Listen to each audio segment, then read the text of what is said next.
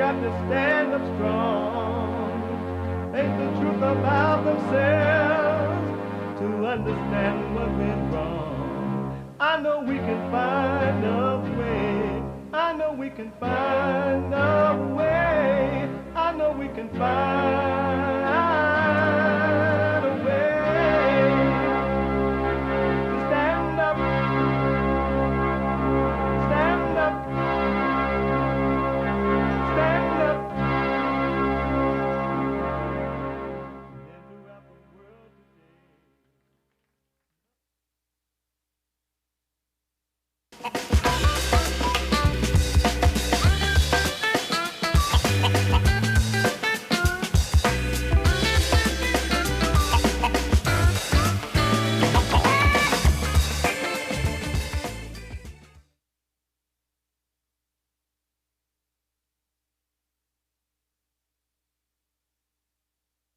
Uniting the races with truth instead of dividing them with lies.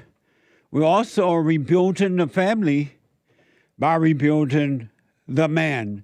I'm Jesse Lee Peterson. Good morning. Welcome to the show. I ran into the studio 1 or 2 minutes late. It's my fault. You black. You can get involved by calling 888-7753-773. 888-77-JESSE. Jesse. Jesse. That red light flashing on that camera, what that mean? Is it working? Try. It's flashing. I don't think it's working. It is? How come it's flashing? Oh, he says it's working. My biblical question, a brand new, amazing biblical question. I was talking to Hassan about this red light flashing on the camera I'm looking at. They said it's fine, it's working. Though it is flashing as though it's weakening. But they say it's working. The biblical question, what is your personality? What is your personality? Amazing. We have every way that you can watch and support the show listed on JesseLeePeterson.com/show. JesseLeePeterson.com/show. And you can be listening to the show no matter where you are or what you're doing. You're busy, I understand. We are heard around the world by everybody and their mama. And I think it's 5. And so some of you can't sit and watch the show. You can podcast, of course. But if you're busy, and you can be listening on your iPhone or iPad, anywhere in the world. They killed a couple, either shot a couple of cops in St. Louis, I think, last night or yesterday, or whatever. So even if you're shooting at cops, you can be listening to the show on your iPhone or iPad by calling the listen line on TalkStream Live at 641-793-1500. 641-793-1500. And follow us on social media.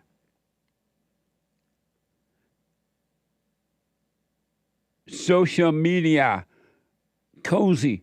We're on cozy.tv/JLP. Cozy.tv/JLP. And JLP Talk on X. Like, follow, ring the bell, subscribe. Y'all know what to do. So, and to donate and have your comments read out loud, go to buymeacoffee.com/JLP Talk. Buymeacoffee.com/JLP Talk. and rebuildingtheman.com, all right? Rebuildingtheman.com.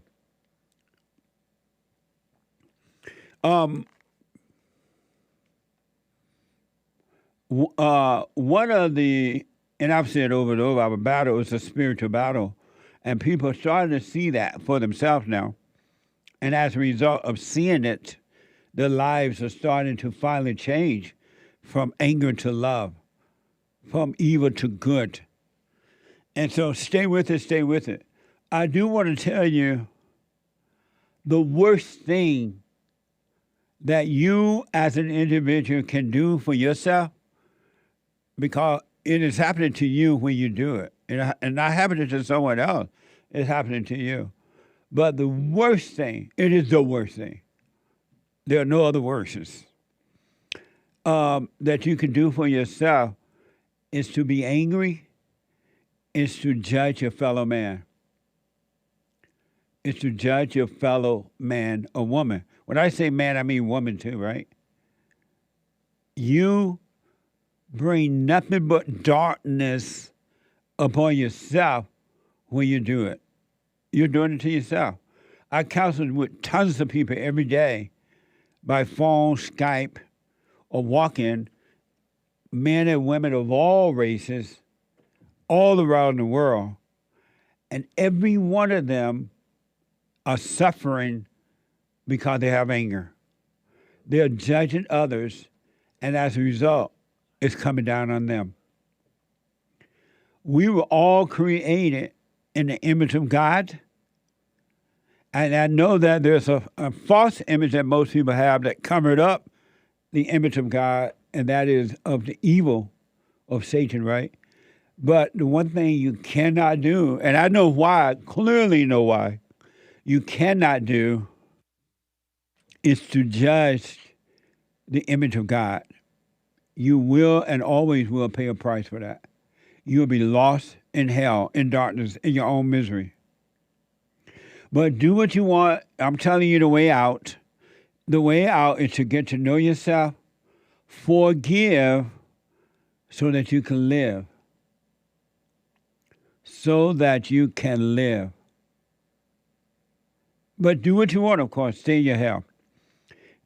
Because I realize that most people, only a few don't, but most people love the misery of their hell. They love the thrill of hell. They love hurting. They love suicidal thoughts. They love what they call depression, loneliness, emptiness, fear, the feeling of revenge, the feeling of gossiping, the feeling of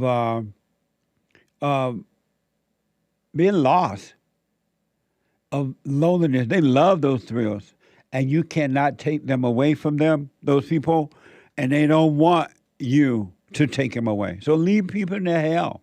I don't care who it is, your children, your husband, your wife, your so-called friends or family members. Leave them in their hell. God leave them there. If you don't, they'll destroy you. At least they'll try. There is something that is happening today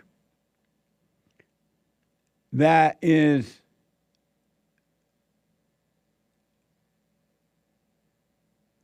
probably, other than being angry, one of the saddest things I ever seen.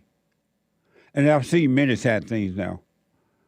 But this is, it got to be the cake of it. It take the cake. There is something called Ash Wednesday. Besides this being Manhood Hour Wednesday, it's something called Ash Wednesday. And some of you, a lot of you know what it is. It's when the people put those little black dots on their heads and they walk around making sure everybody see those dots so they can get a thrill of you thinking that they're a Christian or a Catholic or whatever. And so they love the thrill of random little dots on their head. And some people put little big black dots on their head. Some people put little dots. But it all for the thrill. It does nothing but strokes the ego, the nature of evil. And a lot of people are doing it, and it's sad. And may I tell you why it's sad? First, let me mention this.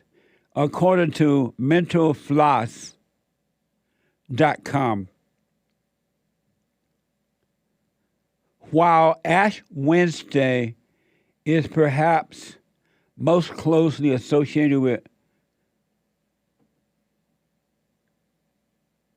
something, there are many, I think Catholic, not sure. And I'm waiting for someone to tell me in my ear, but they're not. I'm sorry? Catholicism. There are many Christian sects that recognize it, including Lutherans, Methodists, Episcopalians, whatever that is, Presbyterians, and some Baptists. I ain't never seen no Baptist with a black dot on his or her head. Come on. No Baptist got no business having a black dot on their head. You know you lost it. But anyway, so today is Ash Wednesday, and you're going to see a lot of people in the news and everywhere wearing those little black dots. And when I first saw those dots years ago, I thought it was a thing that Indian people did, the people from India, not the Indian with the feathers, but the Indian from the other country. I thought it was I thought it was their thing because I had not seen it before. And so some of you might know what this Ash Wednesday thing is, but I have a soundbite to explain what it is, just in case you haven't heard of it either.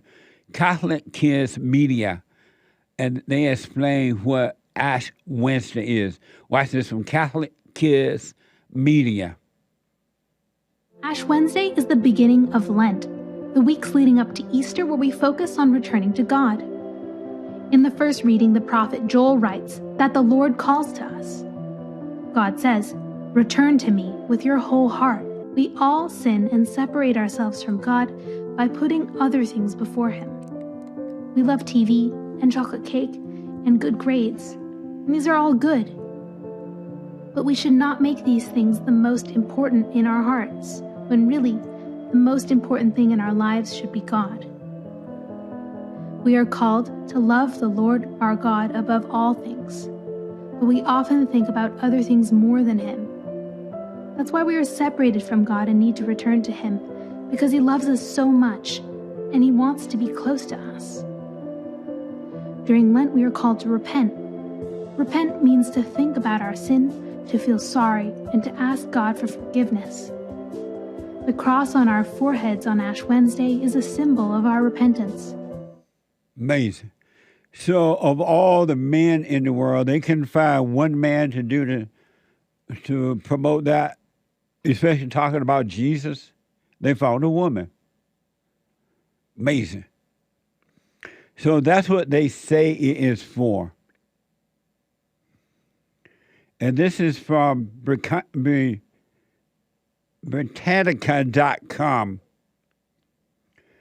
The ashes serve as a memento mori and are often accompanied with some variation of the words. Remember that you are dust, and to dust you shall return. Amazing. So here is the sad, deceptive thing about this whole Ash Wednesday thing.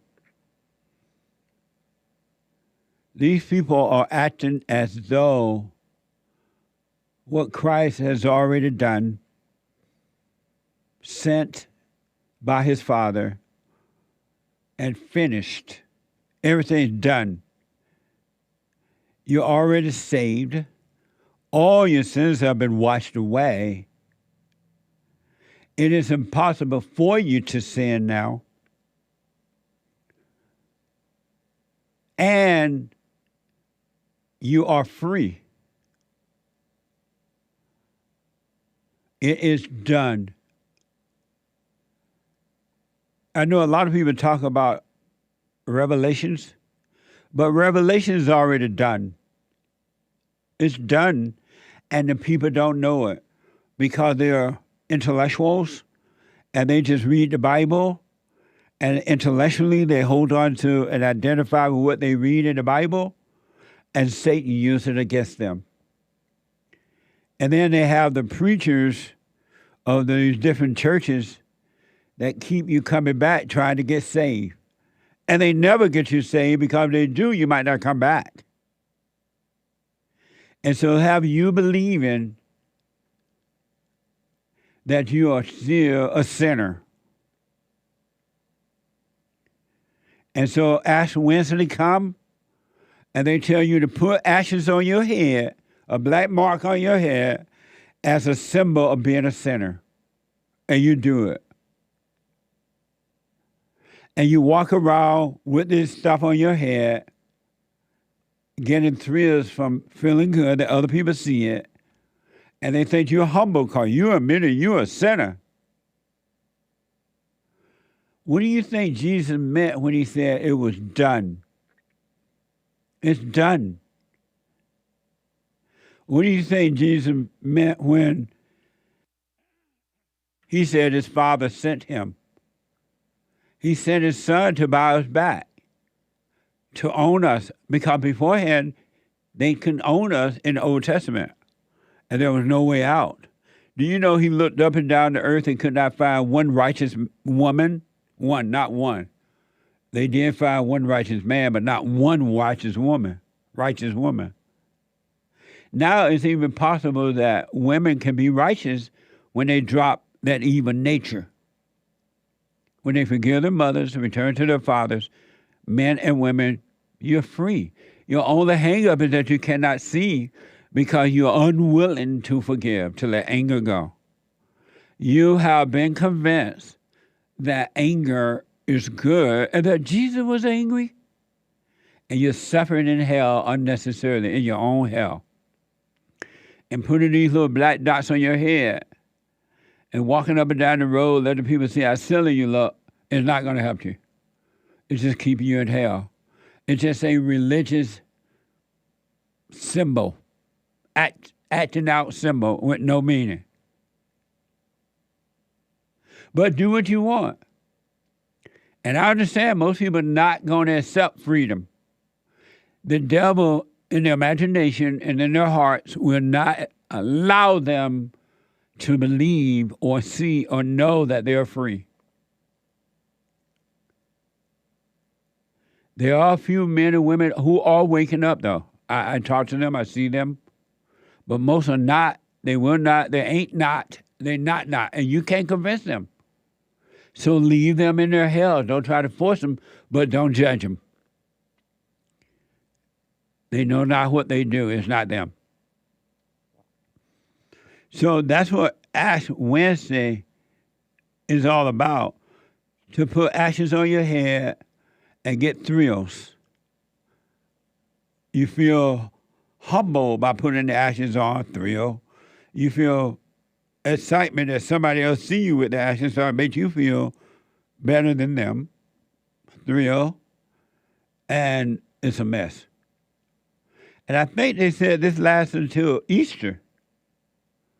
I don't know if they wear the ashes all that time, but apparently it lasts until Easter, and I believe Easter's in April. That's a long time to be wearing some ashes on your head with no meaning except for ego meaning. Folks, it is done. You are free, the real you. But you got to overcome the not you, the mind and emotions. Emotions are not you, and they are not good, and they are not of God. They're all evil. And that's why they come and go. They don't last because they're not real. So do what you want, but throw down your little ashes and work on you from within. Forgive your mothers, all human beings. Every human being hate their mothers. Every human being. All who are born must be born of the Father. All who are born of the woman, and everybody is except Christ, must be born of the Father. Christ was born of the Father. And he said, God said there will come a day when I return the children to the fathers and the fathers to the children. Drop your anger. Anger is evil, and everyone that has anger has fear and suicidal thoughts and all kind of false identities. And you call them you. But do what you want. Wear your ashes. Wear your ashes. So I'm told that Ash Wednesday is the first day of Lent. And I think Lent is that stuff you know how you get ready to make a quilt? And then there's that white, cotton you put between the two layers of the quilt, and then you put it together. So I think that's what Lent is, right, James? Ash Wednesday is the first day of Lent, which lasts until Holy Thursday, which is just before Easter. Brave AI.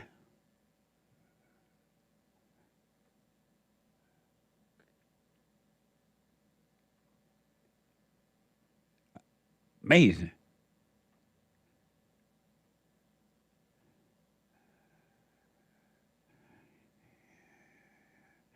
Somebody on Facebook, Ascension on Facebook,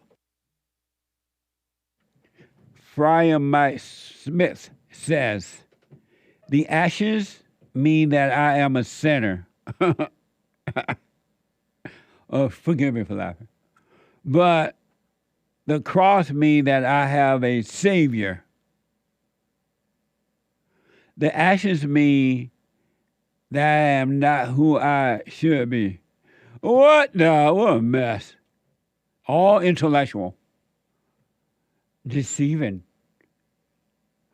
More stuff that you can identify with rather than identify with what is real, what is the truth.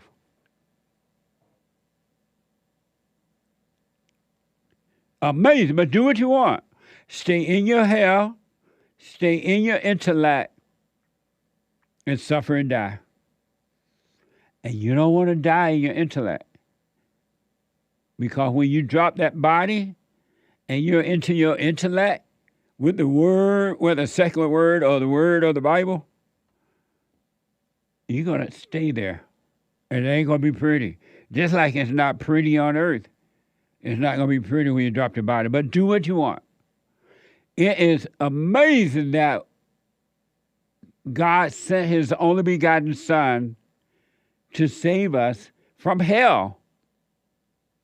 He did it, and you're still whining and acting like it has not been done. You're still waiting for something that is already done. The resurrection has already happened. When two become one, meaning that when you stop being divided with the so-called past or future, you become whole, you're in the resurrection. It's already done. And the devil doesn't want you to know it because, as they said in that movie we recommended the other day, he and his little demons, separated from God, have no light. They have nothing but misery. They love making you misery and give them a false sense of life. Have you noticed that when people think that they're hurting you, when they can get you angry or make you feel good, they love it because it feels like they have life? And they love your misery and they love your fault, making you false, giving you a sense of false happiness. And it's not real, it doesn't last. That's the devil and his little demons. And I want to show you what the ego, which is the nature of the devil, can do for you and will do for you. And you'll think it's good because you're getting a thrill from it as well. And it's all thrill, is all evil. This is a perfect example of how evil operates through human beings. but not the only example, just one perfect one. This is from The Root. A TikTok video posted by a college student went viral after she helped a homeless man who simply asked for a cup of hot tea. Watch this from TikTok. Huh? Some Tea? tea. Some hot tea. Some hot tea? Yeah. Damn. From where? I'm walking to Trader Joe's. You want to walk with me? Trader Joe's? Yeah. All the way up? Yeah. Okay. And we can stop by Starbucks or something. Say hi to my TikTok. All right, so we about to go on CBS. This is all thrill, all ego. That's why it's on TikTok. Show me where he gotta go. She's TikToking herself doing this So I told him, like, I'm just gonna pay for it. for ego So he purposes. got his medication. Do you recognize this one? I think this is the one you're supposed to have. Here's your green tea. Do you want some napkins? And then I'm waiting for his prescription to get refilled. You're looking So I at can sit here evil. and wait. Guys, I'm so happy they had his medicine. That's all for thrill. That's all ego. Because when you do things like that, if it's not for you and you're feeling your ego, why would you put it on TikTok? Why would you film it? When you give, you're supposed to give in private. Otherwise, you're getting your glory from the world right then and there, and God has nothing to do with you.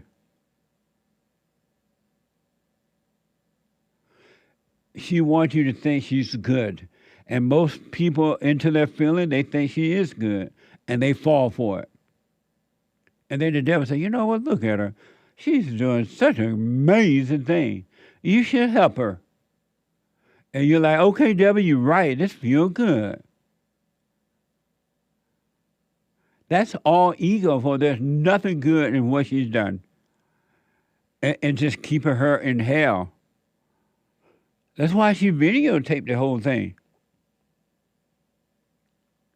And then put it out there so she can get more glory for it. And guess what happened? Amazing. She's telling, look, how good of a person I am. I bought this bum some tea. I'm walking to church. Come walk with me to church and we'll buy you some tea from Starbucks. Not McDonald's, but Starbucks.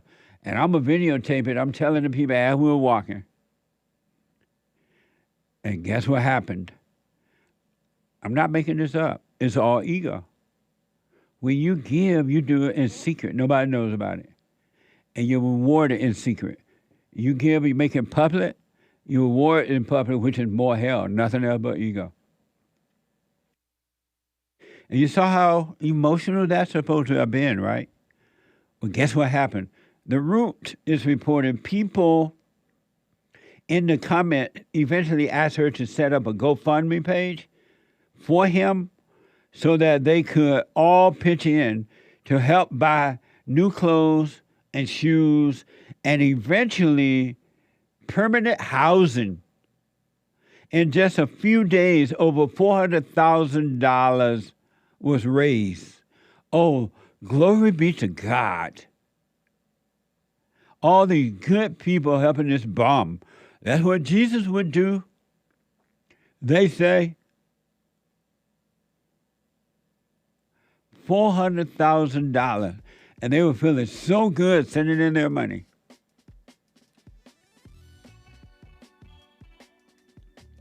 When I come back, I'll tell you how far that went. Your ego is your enemy, folks. Feelings are your enemies. Good or bad. Because good is bad, bad is good. They're both imposters. 888-7753. 773. There is a line open if you want to jump in there, and I am going to get to all of your calls. 888 and your super chats. 77 Jesse. Back in a moment.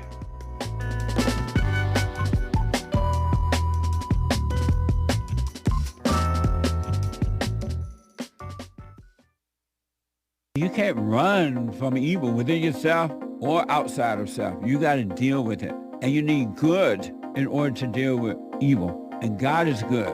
You need to return to the Father, and you'll see within you, he will fight the battle for you. And he will fight it without, because he will show you how to deal with it, and you will have no fear. Love God with all your heart, all your soul, all your might, along with nothing else. Nothing else means yourself, your children, your wife, your things, your ego, your reputation, and all that. You can't care about any of that. The children of anger will use it to control you. But if you love God, he will renew your mind, and none of those things will be before him. And so when they go after you, oh, well, you may take my body, you may take my things, but you're not going to take my soul. And that's a true reality.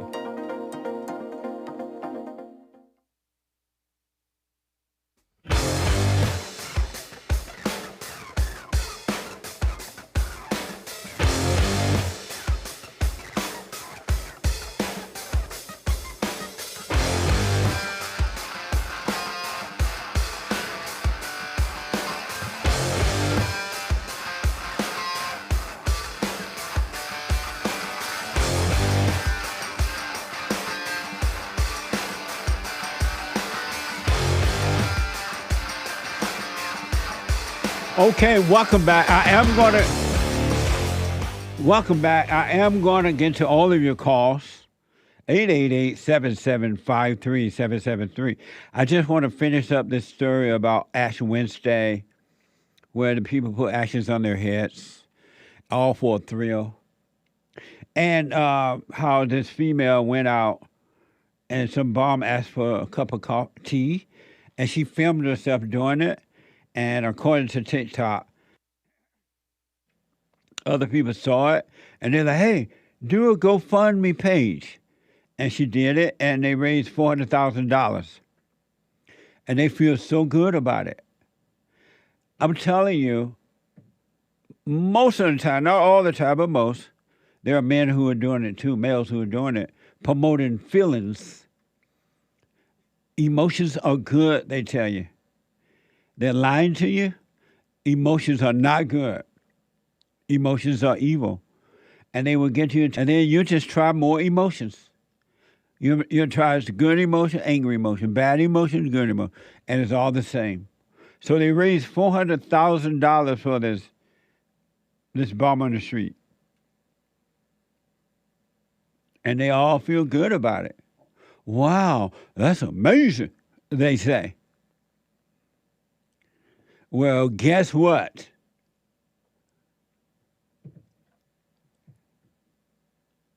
According to the New York Post,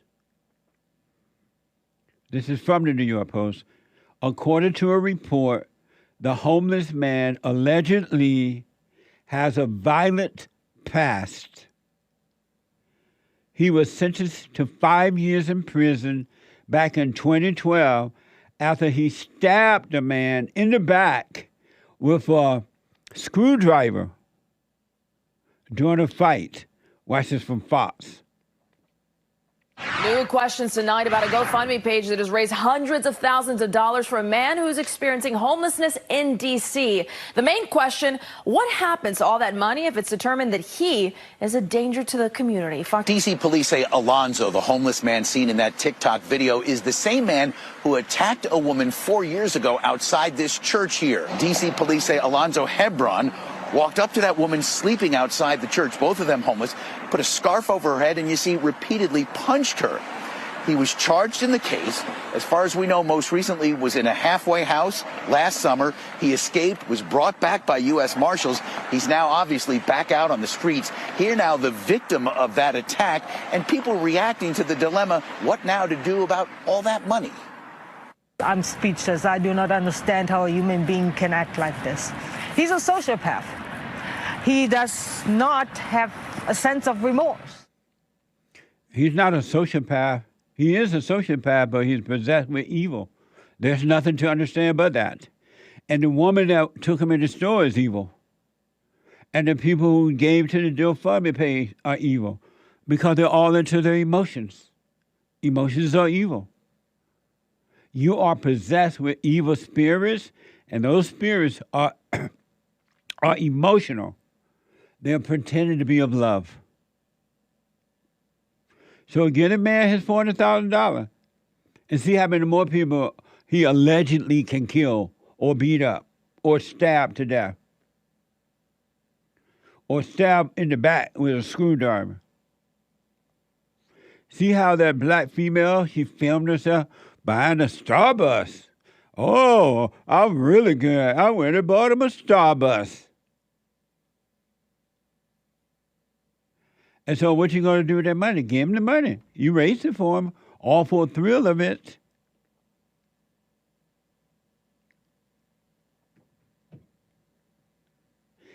Everyone who has emotions are psychopath. You're a psychopath. You're 2 hoops and a holler from becoming Jeffrey Dahmer. 2 hoops and 1 holler. Because emotional people change just like that. Emotional people are your enemies. And if you're an emotional person, you're an enemy. If you have anger. And my country has allowed women to push the idea that emotions are good just because they're emotional people due to their anger in their hearts. They have no love, they're emotional. And Satan worked through the woman, so he tell you, oh, go out there and tell other people, the men, they need to be emotional. It's hard being a man. It's hard because you are not emotional. That's one of the greatest lies I ever heard. Do what you want, but I'm suggesting or encouraging you to overcome your emotions. Or things like this is going to happen and it's going to get worse.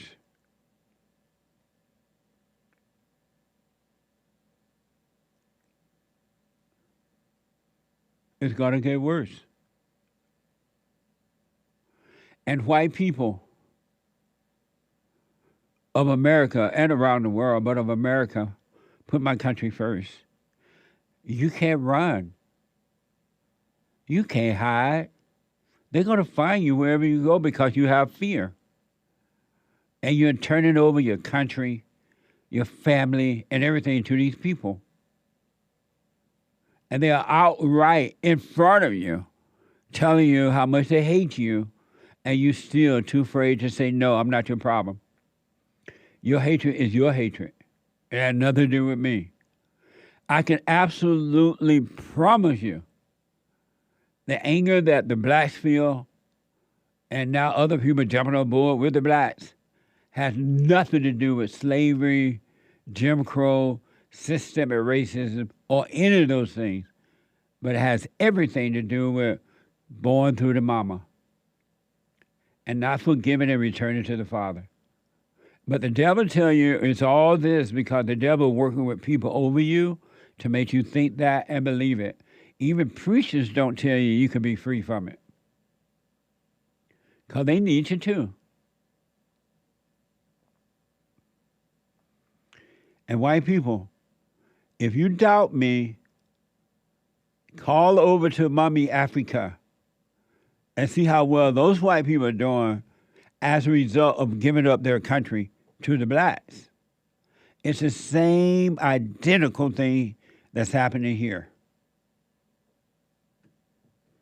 It's like carbon copy of it.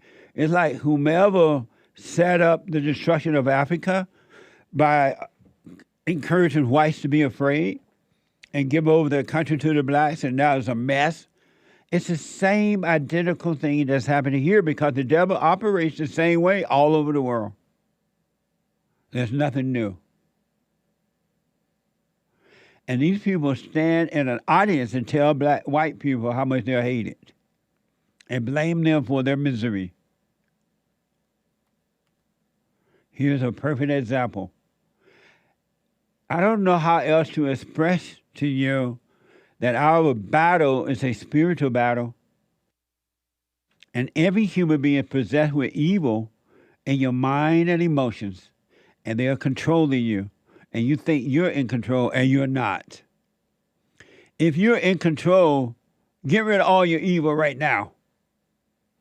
Make it all vanish. It can vanish right now, but not because of you. But if you're in control, make it disappear and never return. Oh, I thought you had a free will. Will yourself free of evil.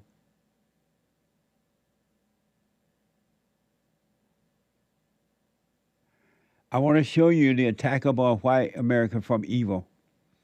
And then white people are not standing up because they're evil. They're angry. They are afraid.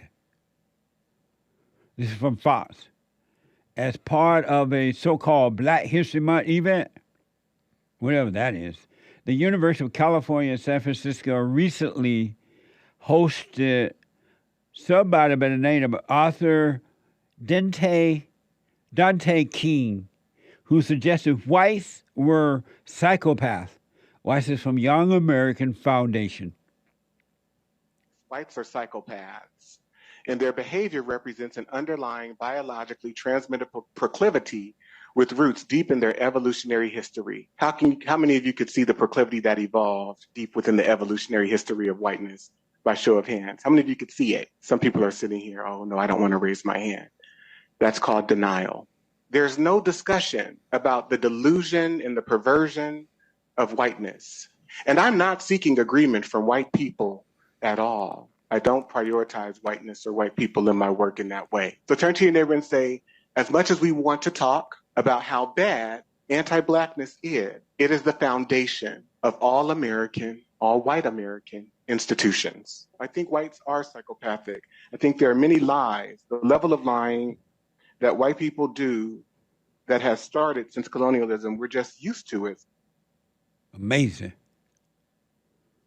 Do you think a white man can stand up there and say that about the blacks? He would be right, but you think he have the gonads to stand there and say it? But he can stand there and listen to lies being said about him.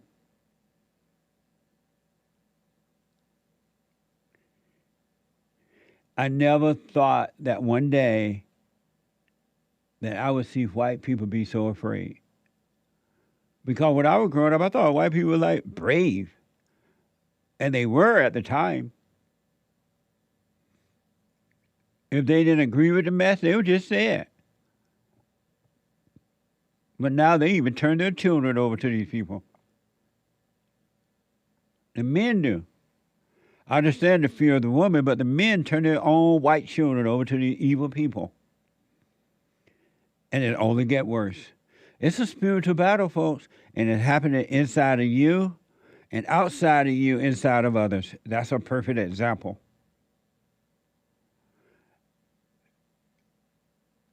Woe unto the person that call evil good and good evil. You might as well put some black ash and dust on your head and ride it out. That's about all you're doing. What the? Amazing. And one last thing, then I'll take your calls and super chat. I want to show you a waste of time, a waste of taxpayers' money, a waste of time, and a pretense by the Republicans representatives that they're trying to do something. We now have a one-party system, and these Republicans are no different than the black man that just stood there and said that about white people, and the black female who filmed herself, quote unquote, helping a white man. Blah, blah, blah. It's the same thing. It's all an act. There's no love in my country today. It's all about self. And that's what the ego is all about, self. That's why it's called ego.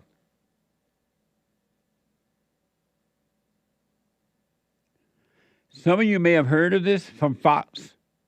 Homeland Security Secretary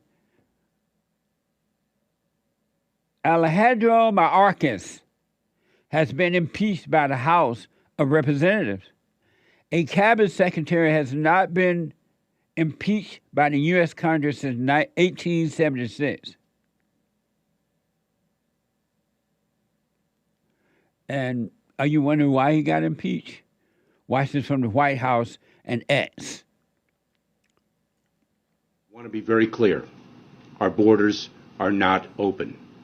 It is my testimony that the border is secure, and we are working every day day and night to increase its security. We don't see the borders open. We don't see all these people coming in, attacking cops now, and the mayor of New York giving them money and hotels and all that. That's not happening. But you know why I say this was a waste of time and taxpayers' dollars by the Republicans? Just think about this. Smoke on this one. They got to work for Joe Biden. The only thing Joe Biden going to do if the guy is truly impeached is replace him with someone else that worked for Joe Biden. It's just going to be the same thing with a different person. And the Republican representative trying to feel good, trying to deceive us, to make us think they're doing something, and they're not. When the Republican Party shut down the borders, deport the illegal aliens, bring back the cops, bring back drilling, cut out the regulations, unite the races rather than dividing them, then I'll believe it. But they ain't doing nothing. We have a one-party system. And if the Great White Hope is not brought back, Donald Trump, it's over. You can hang it up. Because the Republicans are not representing you, they're representing themselves as individuals. Money and power. That was a waste of time. Only thing Joe Biden's going to do is put somebody else in there to do what he wants them to do. And then lie to you that this is what's not happening. And the Republicans are patting themselves on the back. And they're not stopping anything. Police are being shot every day or attacked in one form or another. Republicans are not doing anything about that. The Republicans just tried to get a black woman elected out of New York, and thank God they failed. And a Democrat won. It would have been the same. The Republicans are pushing black women instead of black men. They're no different than the Democratic Party. This is why, do what you want, but I encourage you, as an individual, as an adult, of all races, take control of your own life. Never give control of your life to anyone except for God. And that is a way to do that too. Think for yourself, do for yourself, instead of the government. The government is not your friend.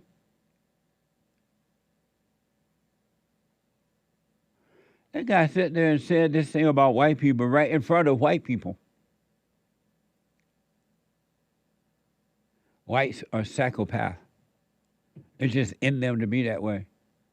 And I know that most black people do believe that white people are superior to them. And instead of understanding and how to overcome that, they try to stop superiority instead of overcoming it. I understand. That's why they call white people white supremacy, the men and the women, the black males and the black females. They say white people are superior. They are white supremacy. They're smarter than we are. How did that happen? Instead of trying to understand how it happened, why not? It's like the whites who hate the Jews. There are white people who hate Jews. Instead of being jealous of the Jew, learn how he did it so you can do it. Take care of yourself. The blacks didn't learn from the whites, and look what we have. There is the black one that don't like the white one, and the white one that don't like the Jewish one, and the Jewish one that don't like the Mexican ones, and the Mexican one that don't like the Palestinian ones. Everybody hates somebody. And that's not good. That's evil. Max is a first-time call out of Florida. Max, welcome to the show. You're on the air. Max? Hello, Jesse. How are you? All is well, sir. Welcome to the show. Beta. Amazing. So I just wanted to share a really powerful story with you that a friend showed me last week, because I listen to your show so often. I see you talk to so many people about forgiving their mother and returning to the father. And it always seems powerful from outside looking in, but to have someone that I know share it was so deep. She shared with me that since she was like 15 or 14, her mother told her that her father was dead. Amazing. And come to find out 20 years later that he was not dead all along and that he was alive the whole time. And after some research, she was able to finally reconnect with him. And he told her the whole story of how her mother hated him, and that's why he told her that he was dead and kept them apart. What an evil woman. She literally for all those years kept up this lie. And even when she was getting married, she expressed the desire to have her father walk her down the aisle. And her mother maintained that lie that her father was dead. And she wasn't even able to have her father at her wedding. And it was after that the process, her and her husband were like, yo, I think we should look for him. Something doesn't seem right about the story. And that's why eventually led to her doing all her research and eventually finding him, and they were reunited. And what was amazing was, I've known her for some time, and she often shares stories about the issues with her mother. And there was such a peace in her voice. Yeah. There was such a joy in her voice. She says that her husband said the same thing to her. He said, like, your demeanor is different. You don't seem to be as defensive. You just seem to have a lot more pep in your step. You're more joyful. Yep. And I was telling her, I said, yeah, that's exactly what it is, that returning to your father and being able to find the identity again that you were missing for 21 years. Now that you find it, you no longer have to hold on to that past trauma and hurt from not knowing him from all these years. Yeah. And so, I really just thought that was powerful. And, I know, like, she knows, like, the next step now is, like, to completely and fully forgive her mother. But I just thought that was such a powerful first step to find and then meet her father. It's an amazing story. And everyone who returned to the Father will find peace. It is a spiritual thing. And unless you return, as Christ returned to his Father, when all was done, as we return to our Father, inwardly you will have perfect peace. Absolutely. That is an amazing story, Max. And I hope I hope all the women hear this, the ladies hear this, and they return to their Father. Forgive their mothers, and especially the black people, because they think their mama is queen. And she is queen, but she's queen of the devil. And but amazing story, Max. Yeah, thank you, Jesse. Keep doing what you're doing. I will, man, and thank you so much. I got to take a break. Call me again. Amazing. All right, sir. All right. Amazing. And return to the Father is what you're missing. It's not materials. I got to take a quick break. When I come back, your phone calls and super chats. 888-7753-773. Hake is coming in with Hake News. Not the fake news, but the Hake News. I'll be back. Now, I totally disagree with the way things are going, but you can't be angry because that's what the enemy wants. He wants to control you. They do things to make you mad so they can control you. It's like being married. And the wife would do things to make you mad, or she'll do things to make you feel good. And men do that to women too when they want something from the woman, especially sex. They'll make her feel good or they'll make her angry.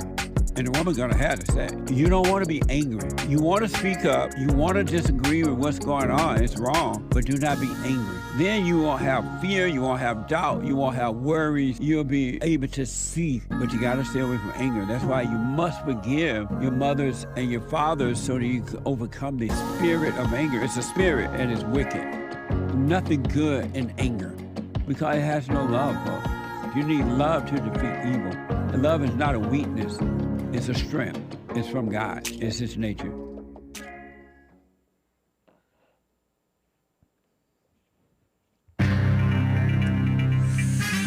The unchristian Homeland Security guy flaunting his duties. He got impeached, but he won't get convicted by the Senate.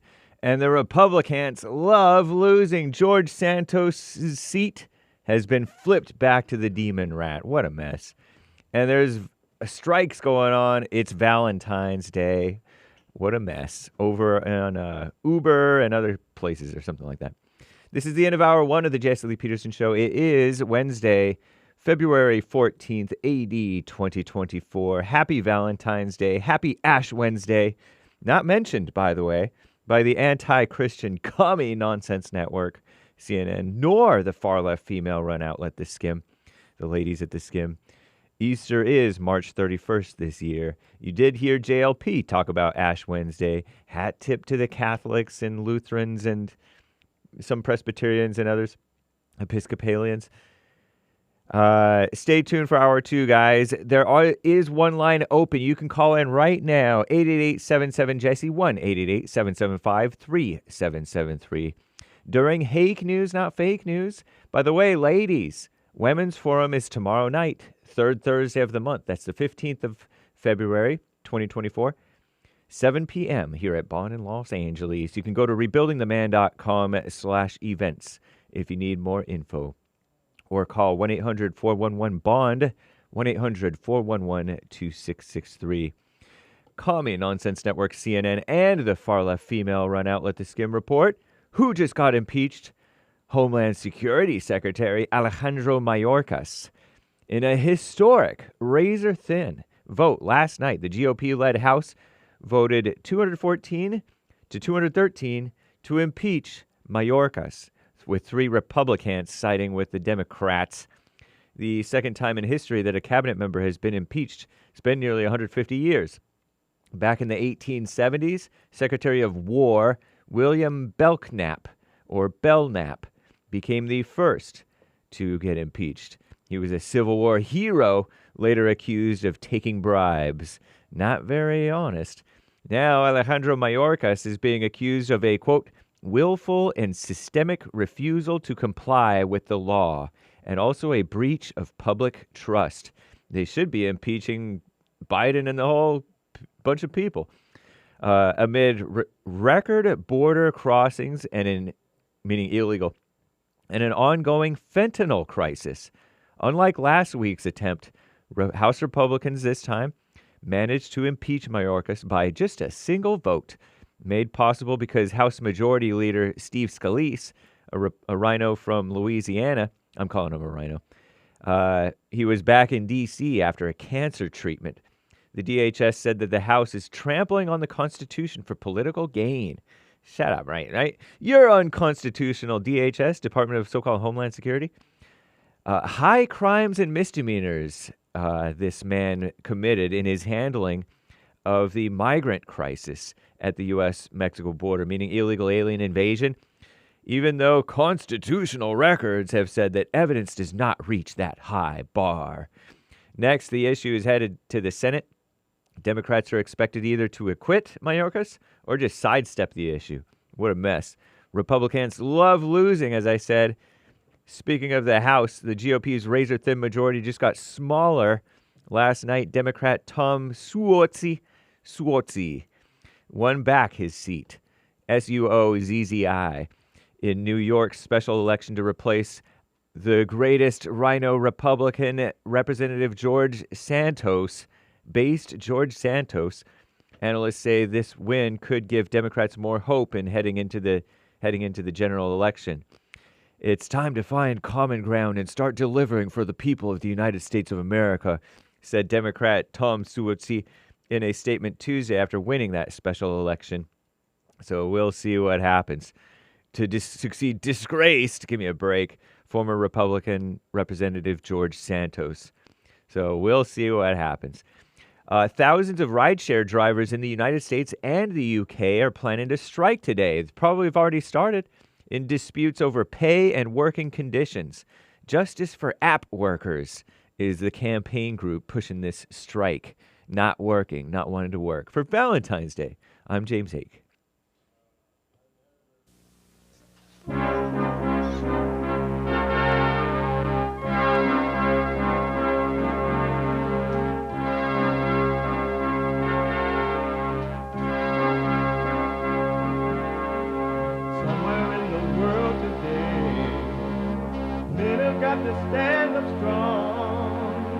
Ain't the truth about themselves to understand what went wrong. I know we can find a way. I know we can find a way. I know we can find a way to stand up, stand up, stand up.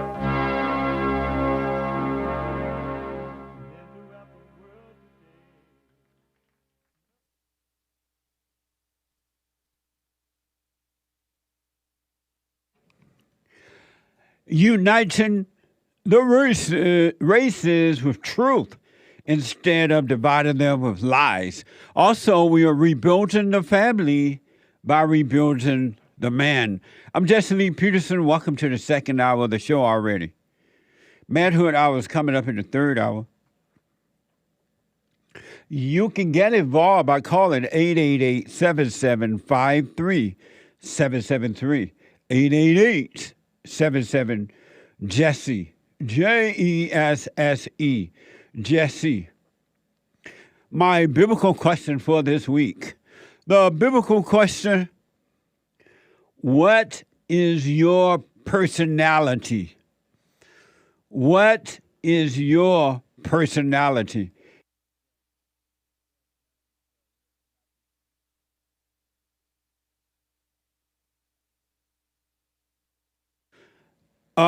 What is your personality? Amazing.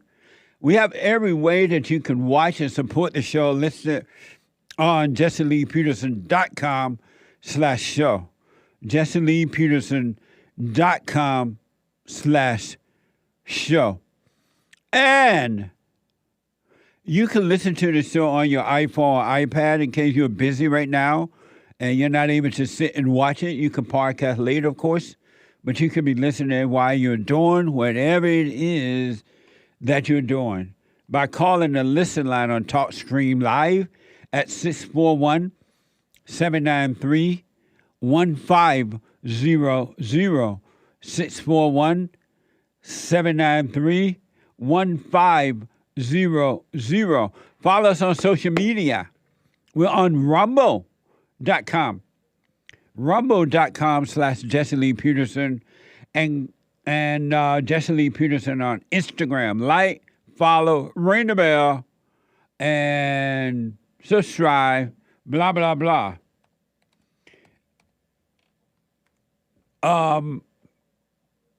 Let me go quickly to the phones. There's one line open, 888-7753-773. David from Norway. David, welcome to the show. You're on the air. Hello, man. Hey, David, welcome to the show. The other day. I'm sorry? Thank you for the advice the other day. I realized you were totally right. Moving back to my mother to save money is a stupid idea. Yeah, it's a beta male move. Totally. I totally agree. Amazing. But I was wondering, what exactly can a man do to stop the invasion of migrants in Europe? I'm half Norwegian, half French. I would like to help both of my countries, but what exactly is there that I can do? Number one, vote out the men, and I don't know if you guys have women over there in charge too, but vote out the men and the females who are in support of this. Vote them out, and then vote in people who will work for you instead of against you. And then run for office yourself. Yeah.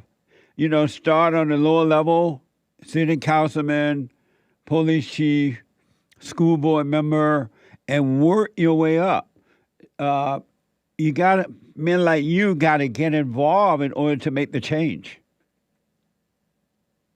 Yeah, I guess all the parties are pretty cooked, basically. The most right-wing party we have, they say that if you're a national conservative, you do not belong in this party, and they've been kicking out all the real conservatives. Right. And but don't let them determine that. You still run and let the voters determine who they want to represent them. That's not just because they don't want it. It's just that they don't want you to throw them out because they're in there for money and so-called perceived power. But don't let them stop you. You just do what's in front of you. Kind of like Donald Trump. They don't want, the Republicans don't want Donald Trump in there either, but he's in there anyway because he represents the people.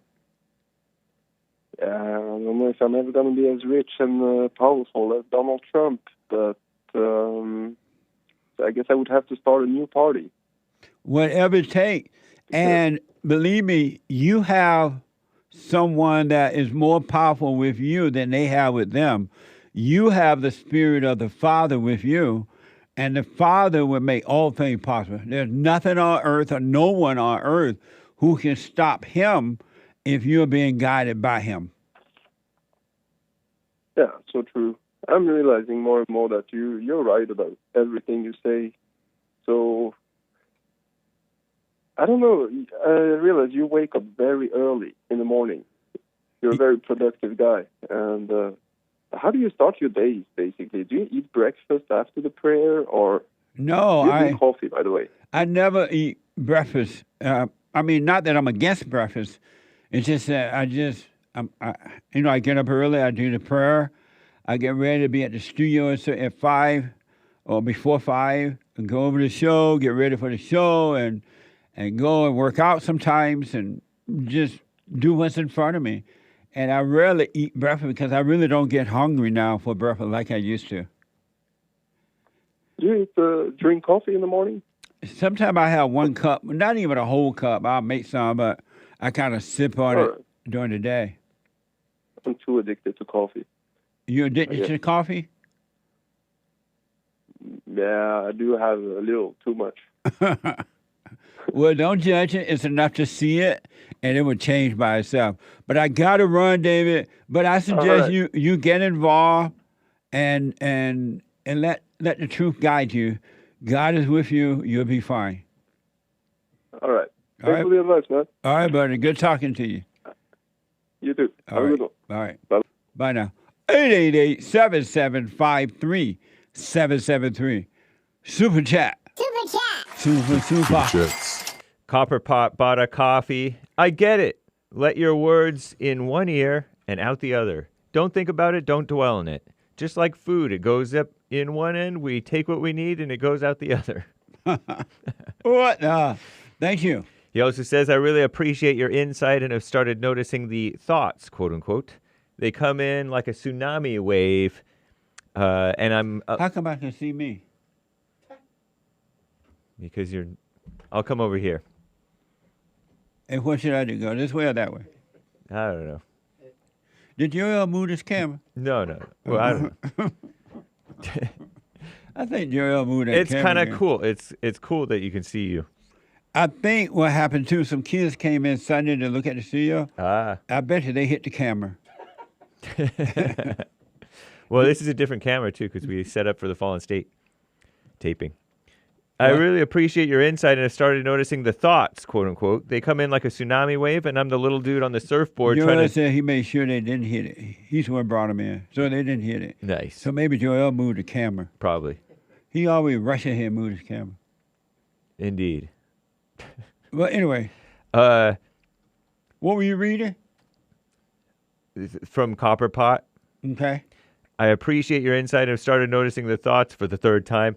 They come in like a tsunami wave. I'm the little dude on the surfboard trying to guide it this way and that. Futile. You have shown a light on the way to calm the waters. Thank you, brother. Nice. Stay with it. Stay with it. Stay with it. I'm telling you, you have not seen anything yet. Amazing. Thank you. Green bought a coffee. Yes or no? If I do the silent prayer every day for the rest of my life, is it okay for me to not ever attend any type of physical church service on Sundays for the rest of my life? That's too much thinking. Just live your life and let life happen. Thank you. Someone bought a coffee. Hey, Jesse, something I realized. Have you ever noticed when you're playing with an object, like catching it or something, and you fumble it? and then you get a thought that you're going to drop it, but out of nowhere, you instantly catch it. All thoughts are all lies all the time about anything. Thank you. I appreciate that. But I haven't noticed that, but thank you. Evgeny Crosby I understand it. Yeah, it's happened with me. Yeah. Evgeny Crosby gave a couple of diamonds. Joe Biden went to the hood to eat chicken and didn't bring the hot sauce. What the? We talked about that yesterday on the show, but I didn't realize it was chicken. What a perfect meal for a white man to go and have with the blacks. He had a chicken sandwich? It looked like, I don't know. It looked like he had in the little takeout box at the fast food place. I think in those boxes it was chicken for the blacks. I may be wrong, but then he had a hamburger or something. Right. He like, he like, what the? And the blacks felt so good. Joe Biden brought them some chicken. And they know black people love chicken. Indeed. And hot sauce. Come on, man. Amazing. Thank you. Nathaniel from Wisconsin bought a coffee. It's not a cup of Joe every morning. It's a cup of Jesse. He black. He black. In response to the biblical question. What is your personality? A personality is a deception of what Satan wants us to believe. Therefore, I don't have one. Every time I talk to a woman and she asks me what my zodiac sign is, I run the other direction because it's a prejudged way of asking me about my personality. What the? Amazing. Thank you for responding to that. I'll put my little 2 cents in on Sunday. Appreciate that. Thank you. Amazing Asia says, Super Chats are kind of evil because we are donating, but out loud. Sending a Super Chat is all for a thrill. I'm going to watch it from now on. Thanks, Jesse. Smiley emoji. All for the thrill of it, thrill of it, thrill of it. Watch it. Amazing. Thank you. JLP Talk says, Jesse, how does one go about dating if they are short, fat, and ugly? Options be limited. Women don't care if you're short, fat, or ugly. They care if they can't control you. It's all about being strong in the right way, but not being weak. They really don't care about what you look like. Amazing. Thank you. Mike Young bought a coffee. Hey, Jesse, if a man is married and starts a business and he includes his wife and they go into business together, does that make him a beta male? No. What the? I don't know. I don't know, Mike. Not necessarily. Right. Very often, yes. But not necessary. But very often, yes. And thank you, guys. That's all for now. Amazing. Thank you. Amazing. Let me go to Rick out of Hampton, Virginia. Rick, welcome to the show. You're on the air.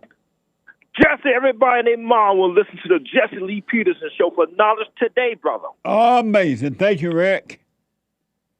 Man, you know what, Jesse, Sunny hosted on The View. You know, she got on there and talking about, oh, I didn't know that my ancestors had slaves. I guess it's part of everyday life. So I guess she owes reparations. And she still want her reparations, though. Oh, they said, how you going? I said, now since your ancestors had it, you don't get none. You got to pay out. That's right. That's right. That's amazing. So you got to pay. Yeah, we talked about that on the show. And, but I just want people to understand that it's not about helping anyone. It's about what they can get from it. And that's what this woman is about, and everyone. You got to take control of your own life. You know what, Jesse, you're so right on that, man. And, you know, I think what we got to do is start, researching our own news, man, you know, because I thank God for you and all other people that bring, other things to life. Because, they just, you have your liberal whites, liberal Jews, and all your liberals and your liberal blacks, man. They just control the liberal blacks. They really do. Yeah, and if the people were to wake up, though, Rick, they would not be able to do that. But most people are asleep, and they refuse to wake up by overcoming their anger so they could be conscious as to what's going on not only within them within themselves, but outside of them, inside of others. They got to wake up. They got to become conscious so they can see. And you know what, Jesse, on that same note, you see how blacks want to destroy whites. Yes. Whites only make up about 10% of the world population, but yet they have the most wealth. Like for example, even drug cartels, for the most part, when they sell drugs, they sell them to countries that get money. You won't see them selling drugs to Africa. They can't afford it. Yeah. Is this You fine? know, Is and, this better? Hold on, Rick. Okay. This is better? Okay. They try to center me here on this thing. I did some new episodes of The Fallen State yesterday, and I interviewed a woman that said she mentioned that a while back the white people brought drugs into the black people community, and that that's why blacks, something like that's how black got started taking drugs. And so I asked her, if it's true, and I said it's not, but if it's true that white people took drugs into the black community, did the white people make them take the drugs? What was wrong with the blacks? That they took the drug. The black people didn't hold them down, opened up their mouth, and threw drugs down their throat. Or either lit the pipe on and smoked the crack. Right. You know, and that's a good question. Yeah. I said because the problem is the drug trade, the reason why it exists, because folks like to get high. Yeah. That's the bottom line. Yeah. As long as the people stop getting high, all your drug cartels will go, they'll just stop messing with it. There ain't no money in it. It will fade away. You're absolutely right, man. You know, absolutely right. And, you know, and to say this too, Jesse, is just like we were just talking about why is all nations that are ran by people of color into socialism, every country, you go to India, you go to South America, the Caribbean, all the nations that are ran by people of color are not prospering. Even in Haiti, you got Haiti on one side and the Dominican Republic on the other side. The Dominican Republic is doing better, in my opinion, because to me, they're better off spiritually than Haiti. You know, Haiti is the poorest nation in the Western Hemisphere. And why is it controlled by blacks? Oh, yes. Haiti is there. Oh, that's why. Yeah, but that's why then. Black people have, not all, but most black people have a socialist mentality. It used to not be that way, but for American blacks, it became that way as a result of the so-called civil rights movement, because blacks were independent thinkers, and they believed in, prior to the so-called civil rights movement, they believed in working and doing for themselves. They believed in capitalism.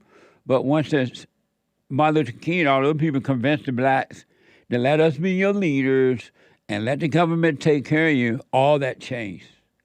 They now have a socialist mentality. I think a majority of when it comes to government workers are black. Yeah. I work for the federal government, but for the most part, most government workers are, in my opinion, are black. I did a story some years ago. I don't know what it is now, but 80% of blacks who were employed by the government. You're absolutely right. Yeah, I mean, because the government is a lazy job. It requires no thinking, no nothing. You can show up or not show up. You're still going to get paid. And it's almost impossible to fire you. Yes, absolutely. And it's just like it just seemed like they want blacks out of control, but they can control them. That's why they don't, say nothing to them to keep them angry. And when they start to wake up from their diabetic coma, then they'll holler, white supremacists, and then blacks get back angry again. That's right. Man, it's sad, but it's true, though. One last thing before I let you go, Rick. Look at the so-called Secretary of Defense, the black guy, Lord Austin. Man, just lazy and trifling and have no idea what he's doing and can care less. Man, and you're right. He's a good example. Second, he got to be the worst Secretary of Defense I've ever seen. Yeah. Because he's, instead of him worrying about getting soldiers more education, paid, and deployments lessened, He's worried about getting transgenders their own personal bathroom. Now, that's evil. He reminded me, I thought it couldn't get any worse with the fallen Messiah, Obama, but it's getting worse, and it is worse. Ray, thank you, man. I appreciate your call. Hey, you too, Jesse. Keep up the church going, man. Love you guys. All y'all doing a great job. Be blessed, my brother. Absolutely. Thank you, man. Yep. All right. Amazing. 888-775-3773. Randy from Texas. Randy, you're on the air. Hey, Jesse. How's it going? Good morning. Good morning, Randy. So I had a kind of a traumatizing thing happen to me right at a month ago. My wife, I have two little girls, 2 and 4, and she said, we're going to go have a play date today. You have fun at work. And I work a 24-hour shift.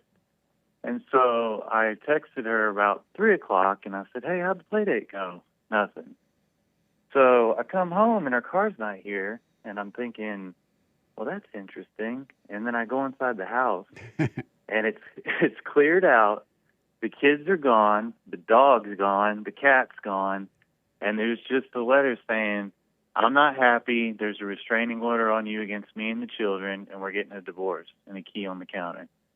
And I laugh because I was doing the silent prayer in the backyard one day, maybe I'd say it was maybe 4 months before this event, and I felt God just go, maybe not today, maybe not tomorrow, but she's going to take your kids. And I was like, that's weird. I don't see it. And when it happened, it was a shock, but it wasn't as much of a shock because I just had a revelation that it was coming. And now I've interacted with her once since this event. And it comes down to, I guess, more of she wants to impose her will on the children and doesn't want me to lead the family. And she's talking to me about just the day's philosophy when it comes to the LGBTQ movement, because I've had apprehension about my little girls being indoctrinated. And she says, you told me if they ever decide to be that you would disown them. And I'm just like, I never said that. But it's like the veil of the delusion is so heavy that it's like no matter what I say, just because I'm standing with my faith trying to do the right thing, that's the enemy in her eyes. So it is what it is. I mean, I've just decided I got to walk with the Lord and have a relationship with my children and allow her to go her way. And there's nothing I can really do or say beyond that. And are you able to see your children? I was, we went to court because it was a temporary restraining order. And her lawyer was trying to get me to put a breathalyzer in my car and have to go to visitation centers to see my children.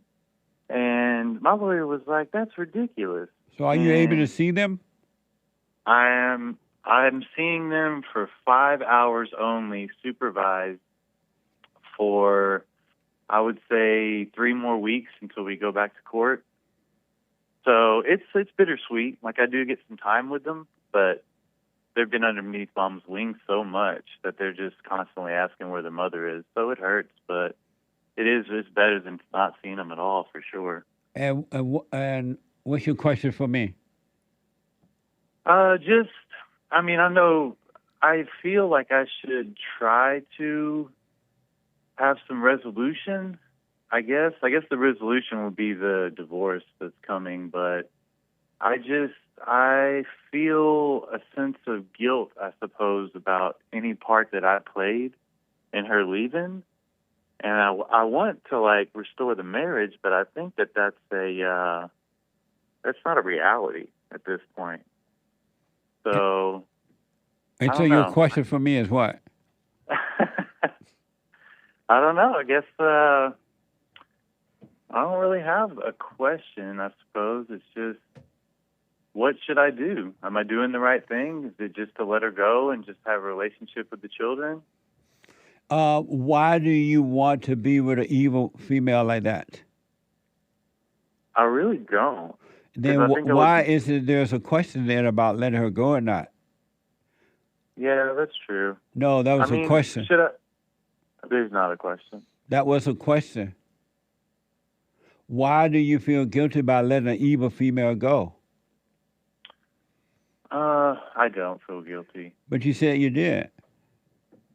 Yeah, I mean, I guess I'm trying to find out what my responsibility is in the situation.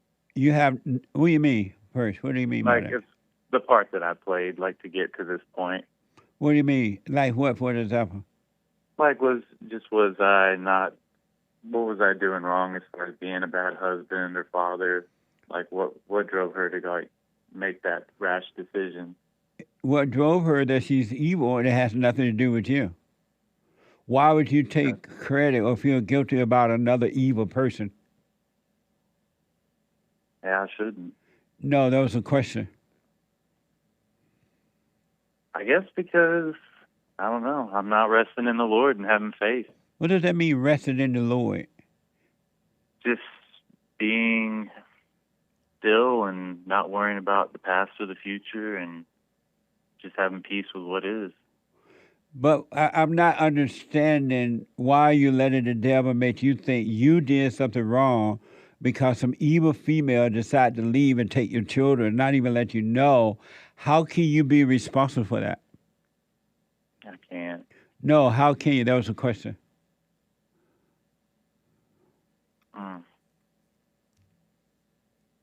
Yeah, I mean, yeah, I guess I just can't. I can't think about my responsibility in the situation because I have none. And so why are you letting the devil make you think you had responsibility and this female leaving you and taking your children away? That tell you that she has no love, she's pure evil, and it's all about her. And she was like that when you met her. You had nothing to do with that. Yeah, true. So why are you letting the devil put false guilt in you?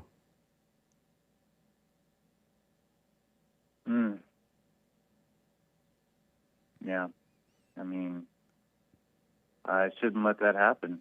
But why are you though? That's right. I guess because I have doubt, and I just. But how are you going to be present with God and be in doubt? That's true. I mean. No, that was a question. I have to just drop my doubt and have faith, and then whatever happens, happens. And why do you have lawyers trying to fight this rather than not cutting the baby in half and let her have them and let her destroy them and she'll pay the price for that? That was my feeling, and everybody told me that that's not the right thing to do. And so you're going to listen to the children of the lie? I guess it's the world. It's like my parents, my friends, my coworkers. They were like, don't give her them children. Like, be in their lives. And I was, in my mind, I was like, well, she already ripped them away from me. So, right. And she's already destroying them. So even if you stay with her, because it's all about her, she wants the world to rotate around her. She doesn't care about the children at all or you. And so even if you stay with her and cater to her, she will still destroy your children. Yep. That's a reality. I've definitely had that epiphany before. And so why are you wasting your money with a lawyer and all that? Yeah, that's true. No, that was a question. That shouldn't be. But why are you doing it? You're not answering that question. You said you listen to your parent. Why do you let your parent tell you what to do? They've already screwed you up. Yeah, that's for sure. Yeah. And so why are you taking advice from people who are lost? I shouldn't. I think I should call my lawyer when we hang up and tell him I don't need his services anymore. And don't make a quick decision. I want you to see it clearly for yourself so that you're not just taking my word or anyone else's word, but you see it for yourself. And if you do the silent prayer, watch those thoughts and don't believe them, let them pass because all thoughts are all lies, you'll see the right thing to do. True. Thank you very much, sir. You definitely you gave me some good advice, and I'll take it to heart. Let me know how it goes. All right, I will. All right, buddy. Quick break. Back to your phone calls and super chat in a moment. We have a counseling service, and I have to admit, thanks to God, it is the best counseling service on this side of heaven.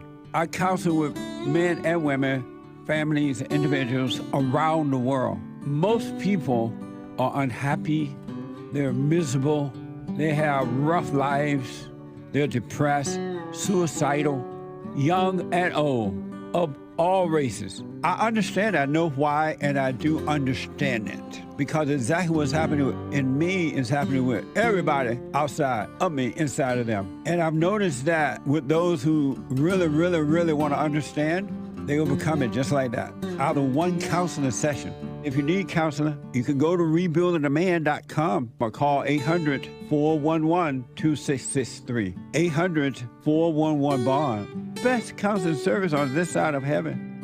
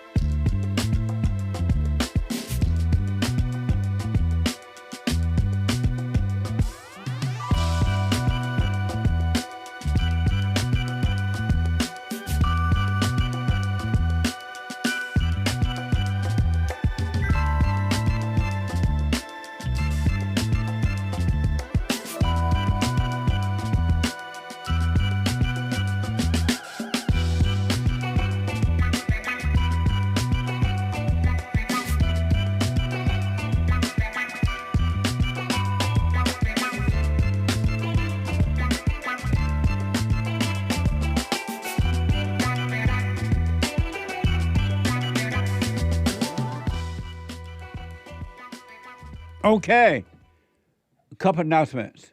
The Hake, H-A-K-E report is coming up at 9 a.m. this morning. Every morning, Monday through Friday from 9 a.m. to 11 a.m. Pacific time. The Hake report. And James Hake is on fire. And then at 11 a.m., Joel Friday TV. Joel Friday TV. He black. Better known as Arkansas. He's the only one on earth that called Arkansas, Arkansas. He black.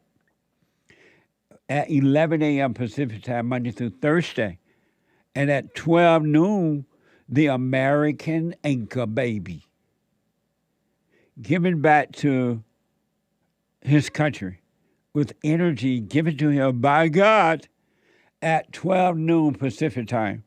Amazing. A brand new episode of the FallenState.tv on Friday at 12 noon, if the Lord is willing and the creek don't rise.